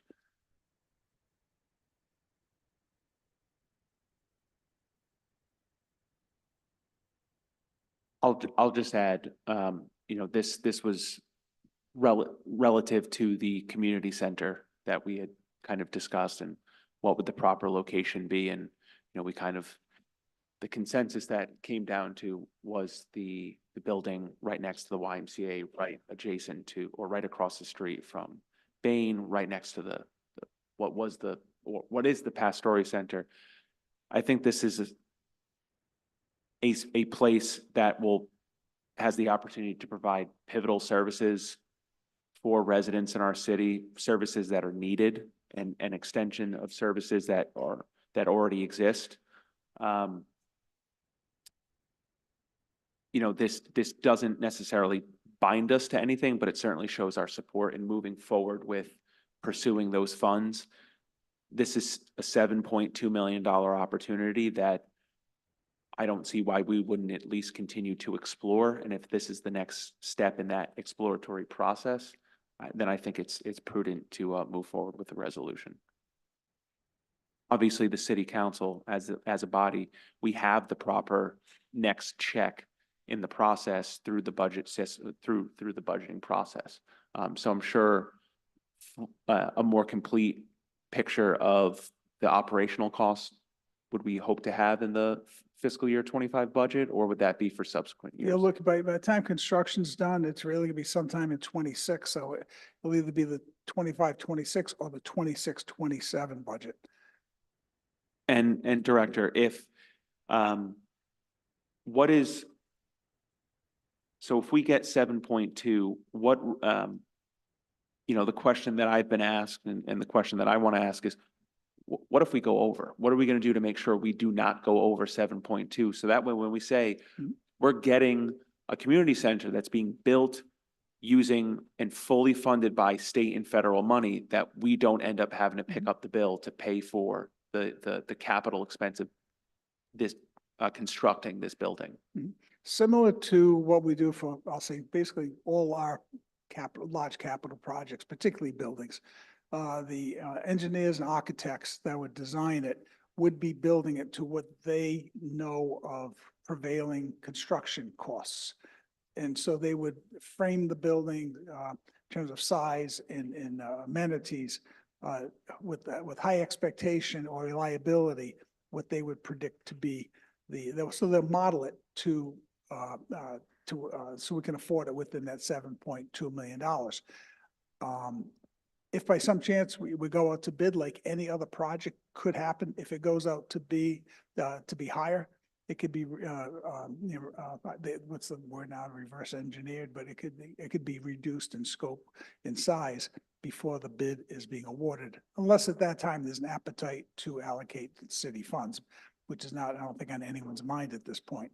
But so you would have, your safeguard would be that the engineers and architects designing it are knowledgeable about the costs, what it would be to construct such a facility.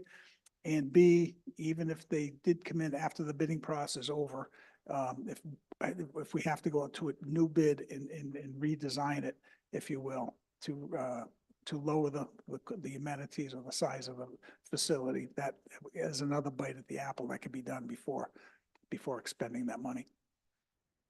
And the other question I have, before I ask the question, I do want to recognize the tenure of the current head of CCAP, Director Joanne McGonigal, who, has served that organization and our community so well for so many years.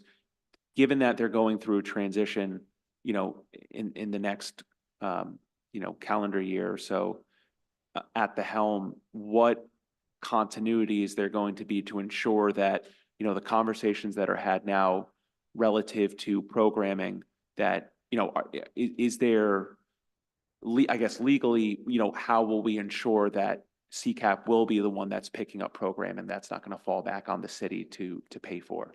Whereas, so that $10,000 that you say now doesn't, balloon into something much more significant that's costing the city because we now have to pay for programming. Mm-hmm. Well, two things, just to mention, coming from CCAP, I did get a letter of intent from CCAP, as Joanne as being the president. There is the board of directors. I know I'm a member of the board there, and I know it has been mentioned. There's a meeting tomorrow. I'll follow up on that.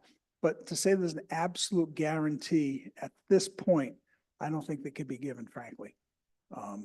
Because I don't think they have the ability to it because it's a grant program. So that at this point, I don't think it could be an absolute guarantee they can sign on the dotted line.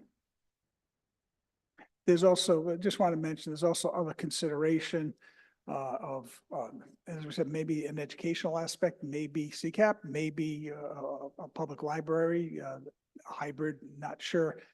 We have workforce development that, Cranston Providence Workforce Development Consortium Agreement.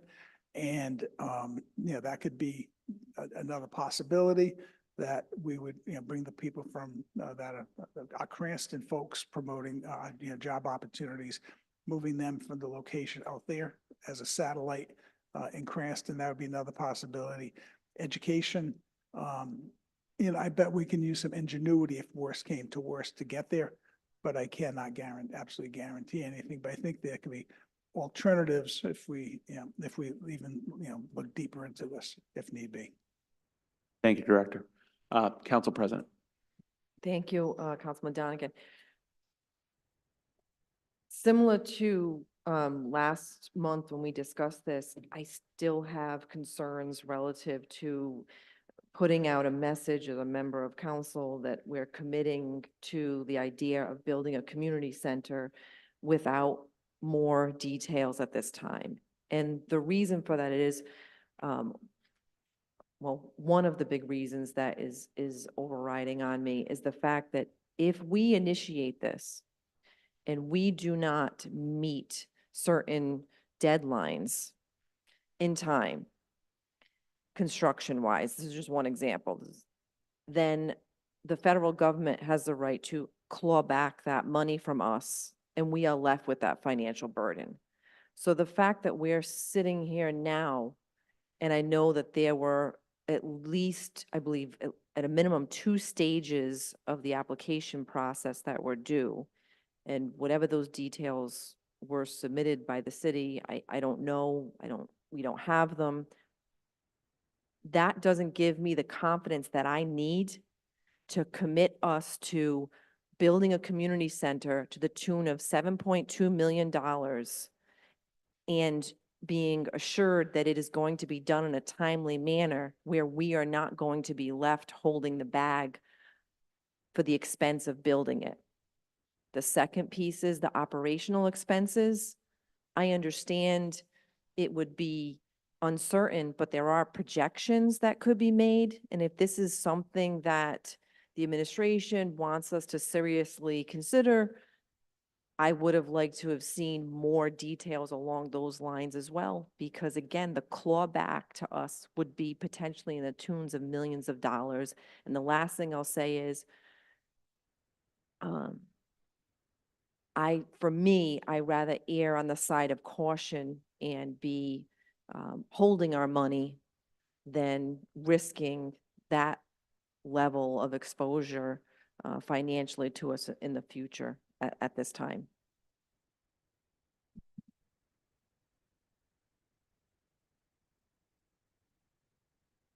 In terms of, I don't think there's any more detail the administration can provide.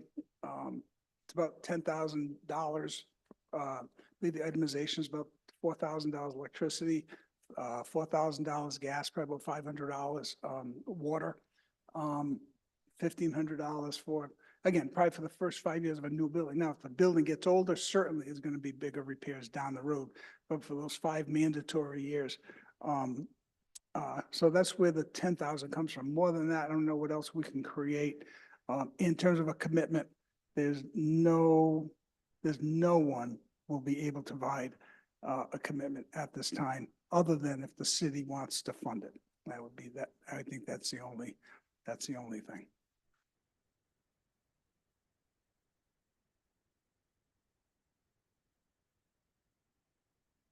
Councilwoman Tremaine. Thank you. Although I wasn't here last time we have this discussion, there's there's one, I think, 2 lines that little trigger me a little bit. Where he says, whereas the construction of the facility. And in the resolution, we didn't talk about any facility prior.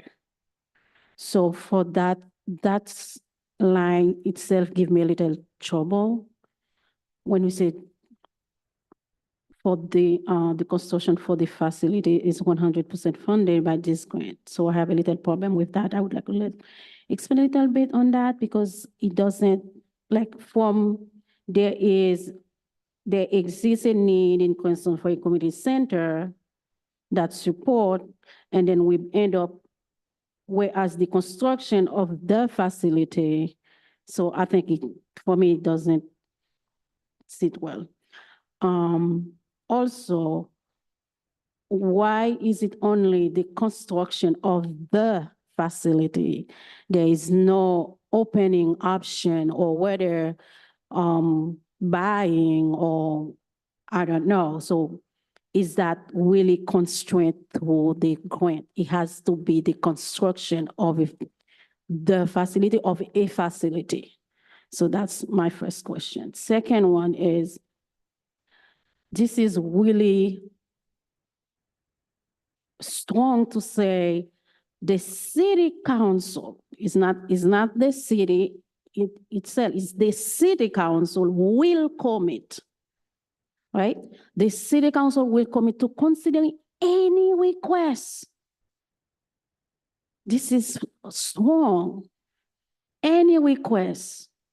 So I cannot commit to considering any request related, because there's nothing that really to even echo what Council President said earlier. So related to the grant in a timely manner. knowing some precedent we have in the city saying that, what guaranteed we have to say the city council will commit to considering any request in a timely manner. So I have a little problem with those two lines. I would like to have like, what guarantee we have to say that we will any request? This is unknown for me. I cannot commit to unknown. Can we?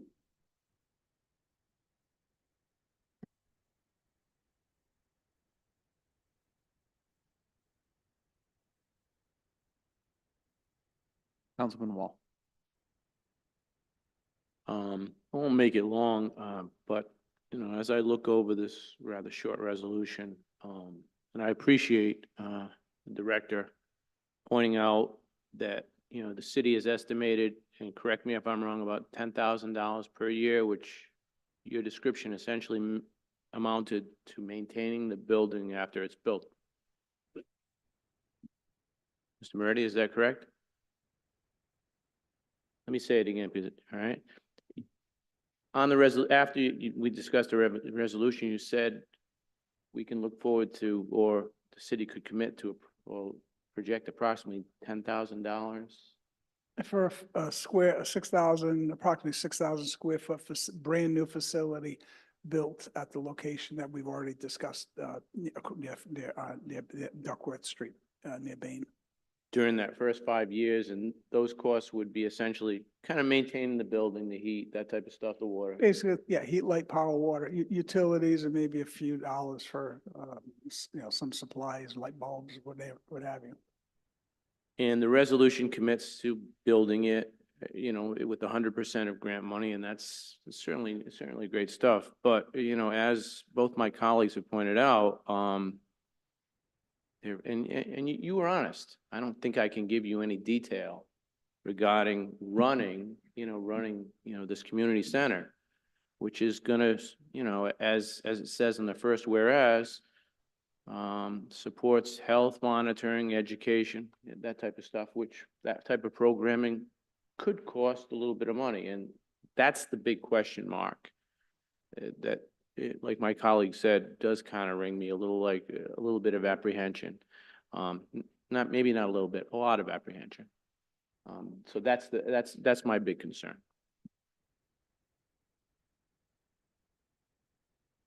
Councilman Paplaskas. Thank you, Chair. This is probably an obvious question, but I'll ask anyways to Director Moretti. The Chair, do you need this resolution to move forward with the grant process? That is part of the requirement for the final application. We have been approved phase 1, phase 2. It's a public document, public application. But this is one of the requirements that the federal government and the Pandemic Recovery Office needs in order to move forward. Okay. I'd hate to see us lose an opportunity on $7.2 million. I think a community center run by CCAP is a big plus for this city. So I would be in support of this resolution. So we could at least put an application in and move forward at some point. So for this, thank you.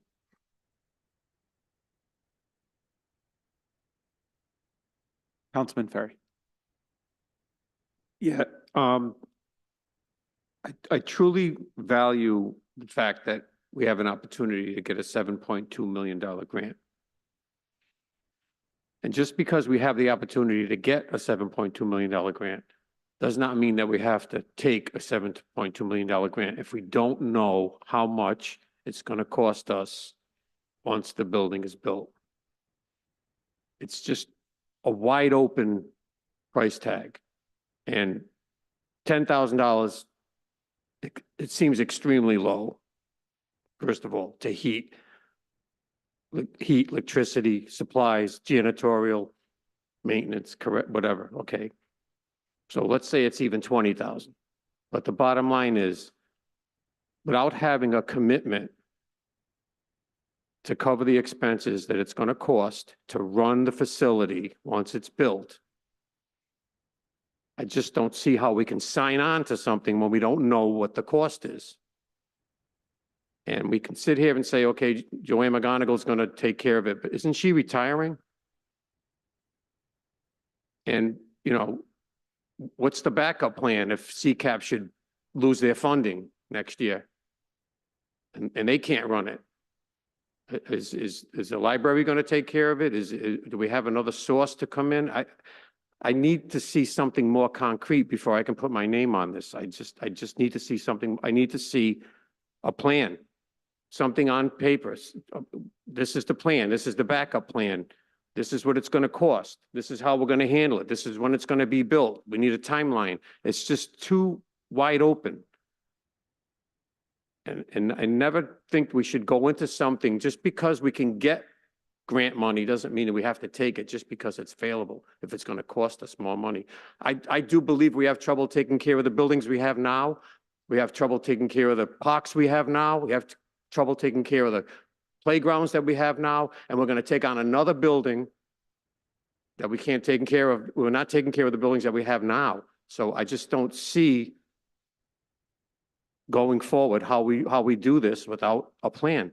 There's got to be a plan, and it's got to be more than a 4-line resolution in my eyes. So that's just how I personally feel about this at this time. Thank you. Thank you, Councilman. Director Moretti, can I ask maybe to Councilman Poplas's question about requirement for this? What is the timeline in which you need this? I don't have that answer off the top of my head, but it would be, I believe, in a very short period of time, because if the city of Cranston, the council rejects this, they will allocate, the state will allocate the 7 point to other communities that do want this opportunity. So we're probably speaking weeks at best. And you're not going to get another plan. As we mentioned, an alternative, if, again, CCAP is highly reliable, that's going to happen. We've had, as you know, Ms. McGonigal's been here testifying. I think she's a person of her word, a reputable person. Backup plans, as I mentioned, just quickly, and I'm sure there'd be others. The school department probably could be utilized to run some educational programs. Certainly guarantee you that CCAP would be able to extend, health, in terms of some of the health programs. And also we have our libraries, as mentioned. We mentioned workforce development, but no, I don't know of, unless there's various municipalities self-funding, there cannot be a commitment at this time. It's impossible. But it's high, extreme likelihood is very high from what I've been told from CCAP. Would you be able to, I'm just trying, because I think there is merit to the desire to have more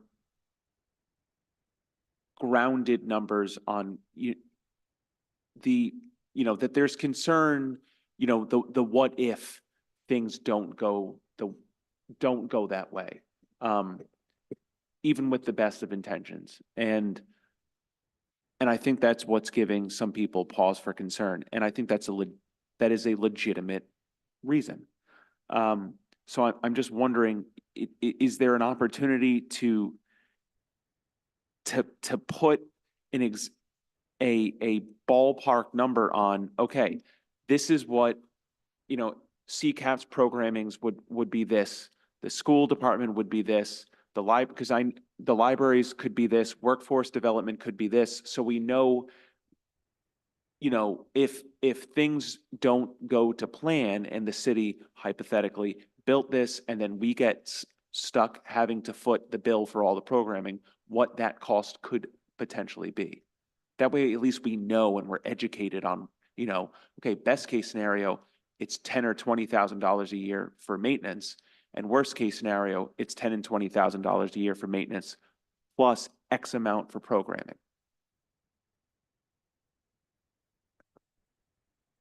We knew what programming could potentially cost. It might help us understand what this could potentially be.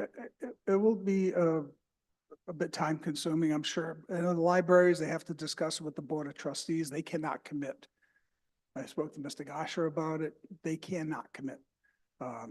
He can't. So we have to get a commitment from the Board of Trustees, what they would do. We work with Mayor Smiley about getting a commitment from them for workforce development. So practically speaking, I think it'd be very difficult or maybe not as timely to meet this deadline.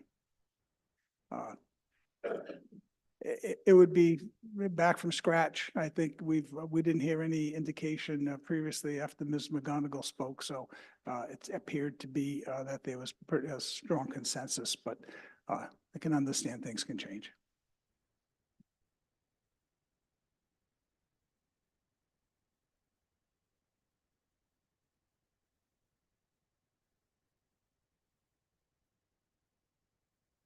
Council President. Thank you, Councilman Donegan.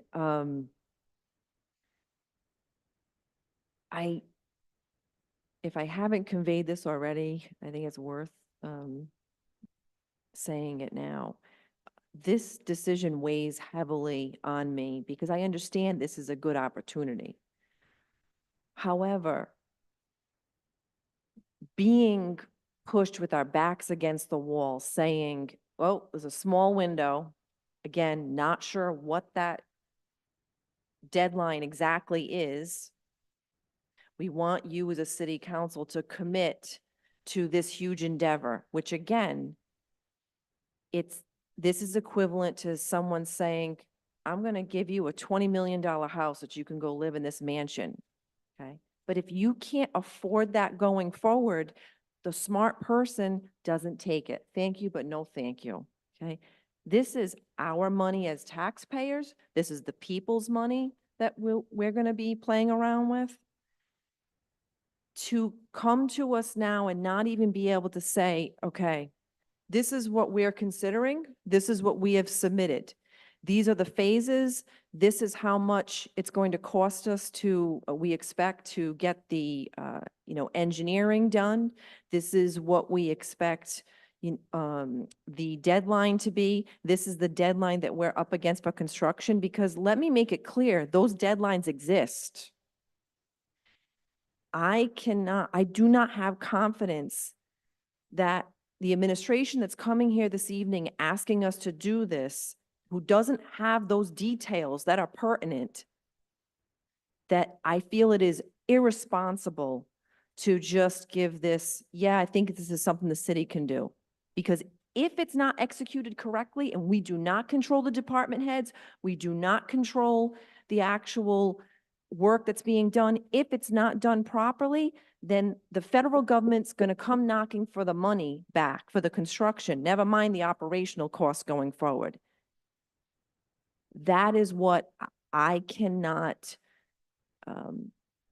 sleep with at night if that scenario happens. I'd love to believe that everything's going to pan out great, but based on the lack of information that's been given to us, I don't have that confidence. Maybe other people have that confidence, and I wish we were in a different scenario, but that is the God's honest truth as to how I feel about this.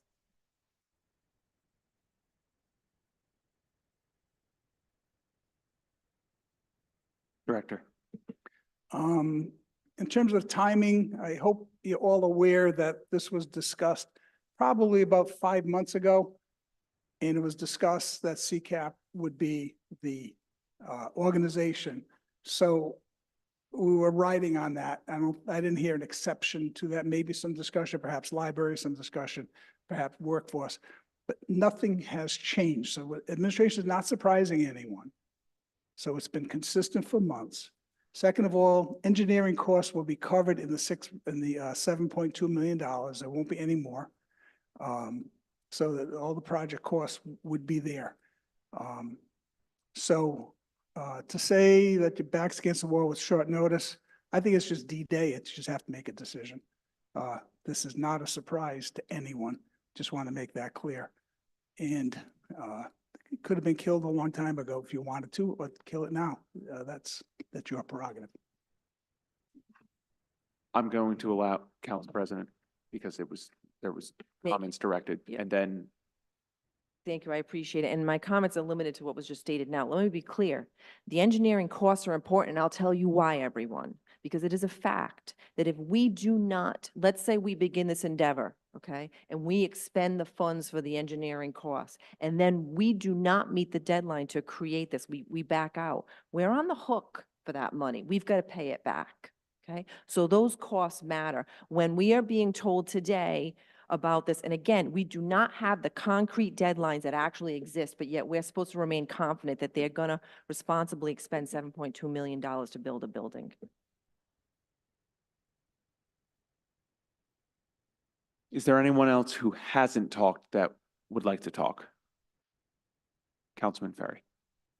With all due respect, Director, 4 months ago, we did ask for a plan. We did ask how much it was going to cost. We brought those questions up. There was no concrete plan from CCAP or anybody else. Where's the plan? Where is it? We don't have a plan. You can't just come in here and tell us it's going to cost $10,000 to run the building. Where's the plan? Physically, where is it? A 4-line resolution is not a plan. According to your definition, but if you do like the programming, general sense, it's in the application too, public documents, this shouldn't be a surprise. But it's been discussed many times. Director, what's the letter you're holding? It is from Joanne McGonigal as President, CEO of CCAP Dare. Mr. Moretti, please let this letter serve as our intent to provide services in the Cranston Community Center scheduled for 2026. Our programming will include various types of job training to include hospitality, GED classes, work readiness and placement, along with case management services. We will also be providing medical screenings and patient navigation services. We will apply for expansion of our existing services to Providence/Cranston Workforce Solutions WIOA funding. We will also be applying to Real Skills through the Governor's Workforce Board. In addition, we will apply to foundations that support job development and training. We will apply for operational funding, which will cover staffing and program support. If you are in need of anything, any additional information, please do not hesitate to contact me. Director, could I see the letter? Sure. And I'm not asking because I doubt anything you just read.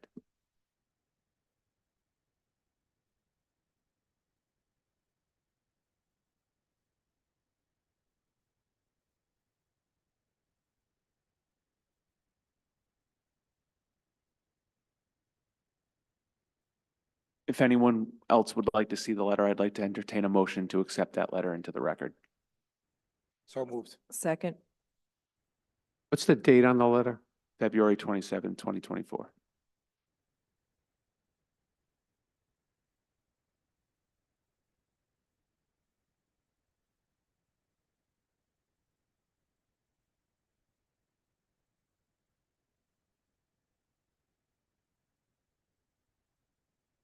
There's a motion to, and a second to accept that letter into the record.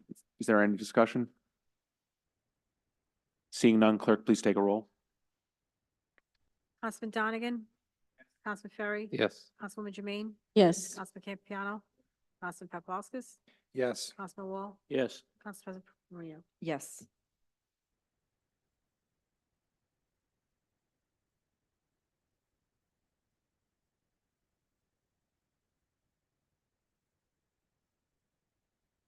I'm going to call for a vote in a moment. I would just like to, I recognize the hesitations. I think that the letter from CCAP stating that they're going to provide these services and programming and staffing is important. It's now on the record that that is their intent to do. I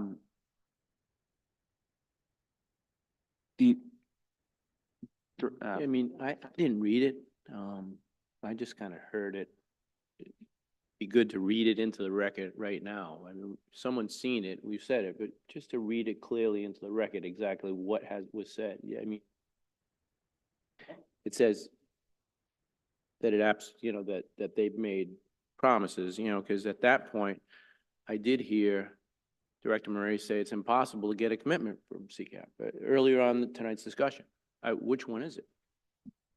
Was Director Zadelis, was running off copies, correct? Again, it was a letter of intent. It is not a commitment letter.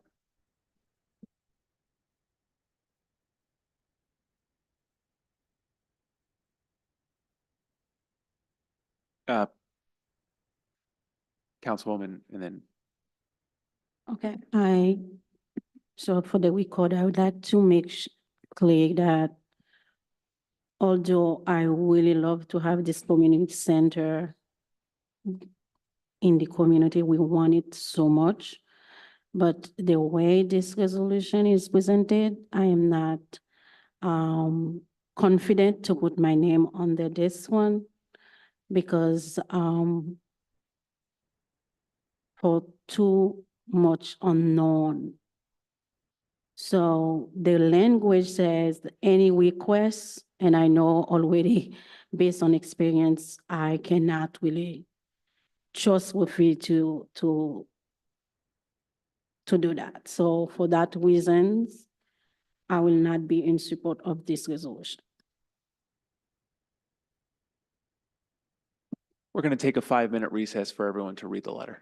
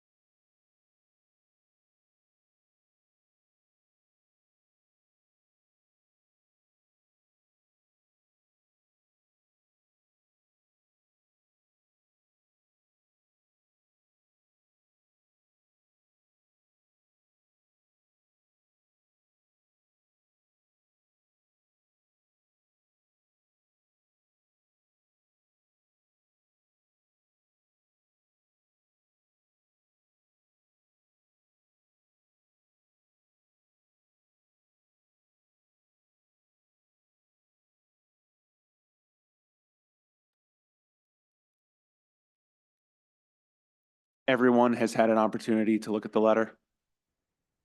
All right, Councilman Paplaskas. Yeah, I was just gonna make one quick point, Director Moretti had mentioned $10,000 for heat.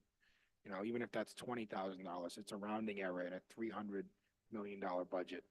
If we can get the building for 7.2 million, free money for the city, especially with, reading this letter, we're gonna have GED programs there.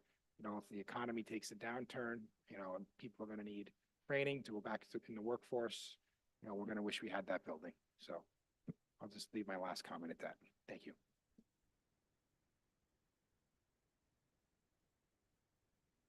I understand the hesitations this evening, and I would be lying if I didn't have them myself. But I think that we should continue to explore this opportunity. And I'll leave it at that. Clerk, please take a roll on the motion to approve. Take roll. Councilman Donegan, Yes. Councilman Ferry, No. Councilman Jermaine, No. Councilman Campiano, No. Councilman Paplaskas, Yes. Councilman Wall, No. Council President Marino. No. Motion fails.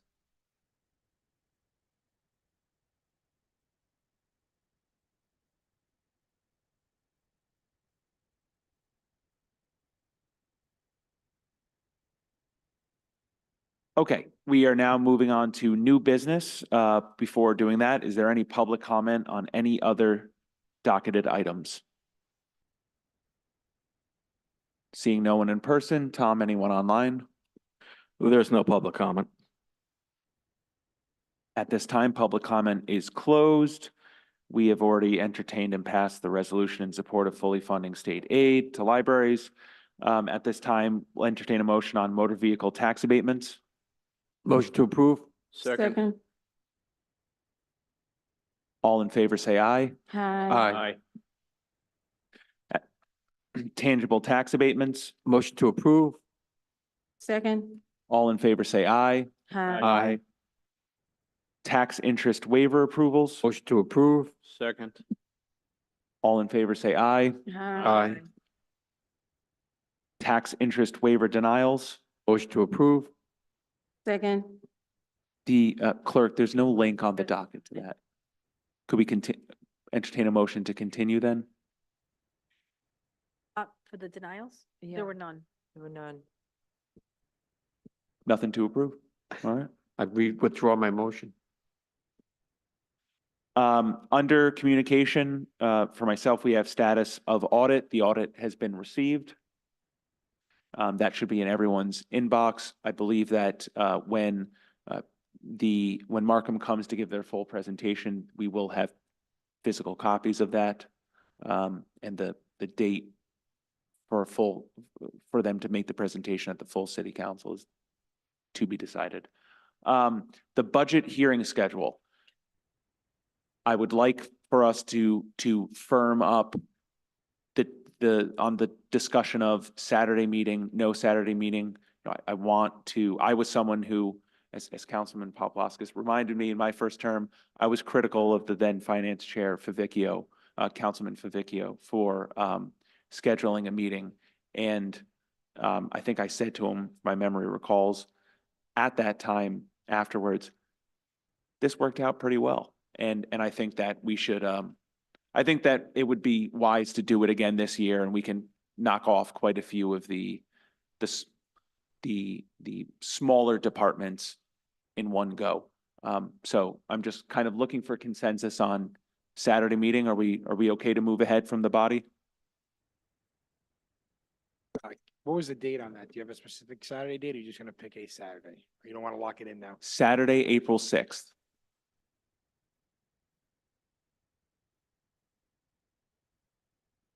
I'm not going to be in Rhode Island. I'm not going to be in Rhode Island.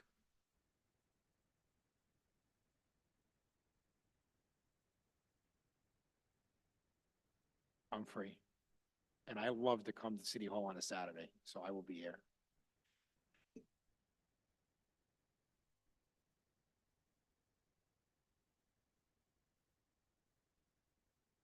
My flight lands at 5:30. In the morning?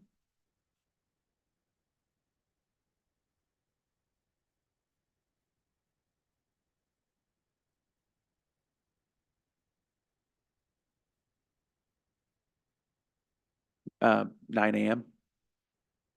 9 to 2, 9 to 3? Yep. 9.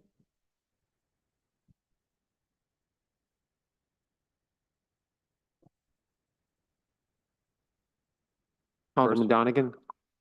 I really do believe that I want to be at that meeting, and I'm going to be on a trip that week to visit my daughter, who I see like once a year. So I really can't make it on the 6th, and I would hope that you would not schedule it on the 6th, please.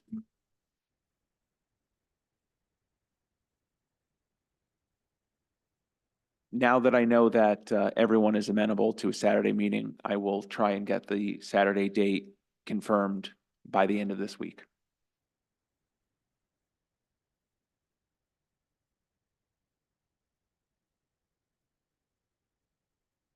Is anyone, who is available the 13th?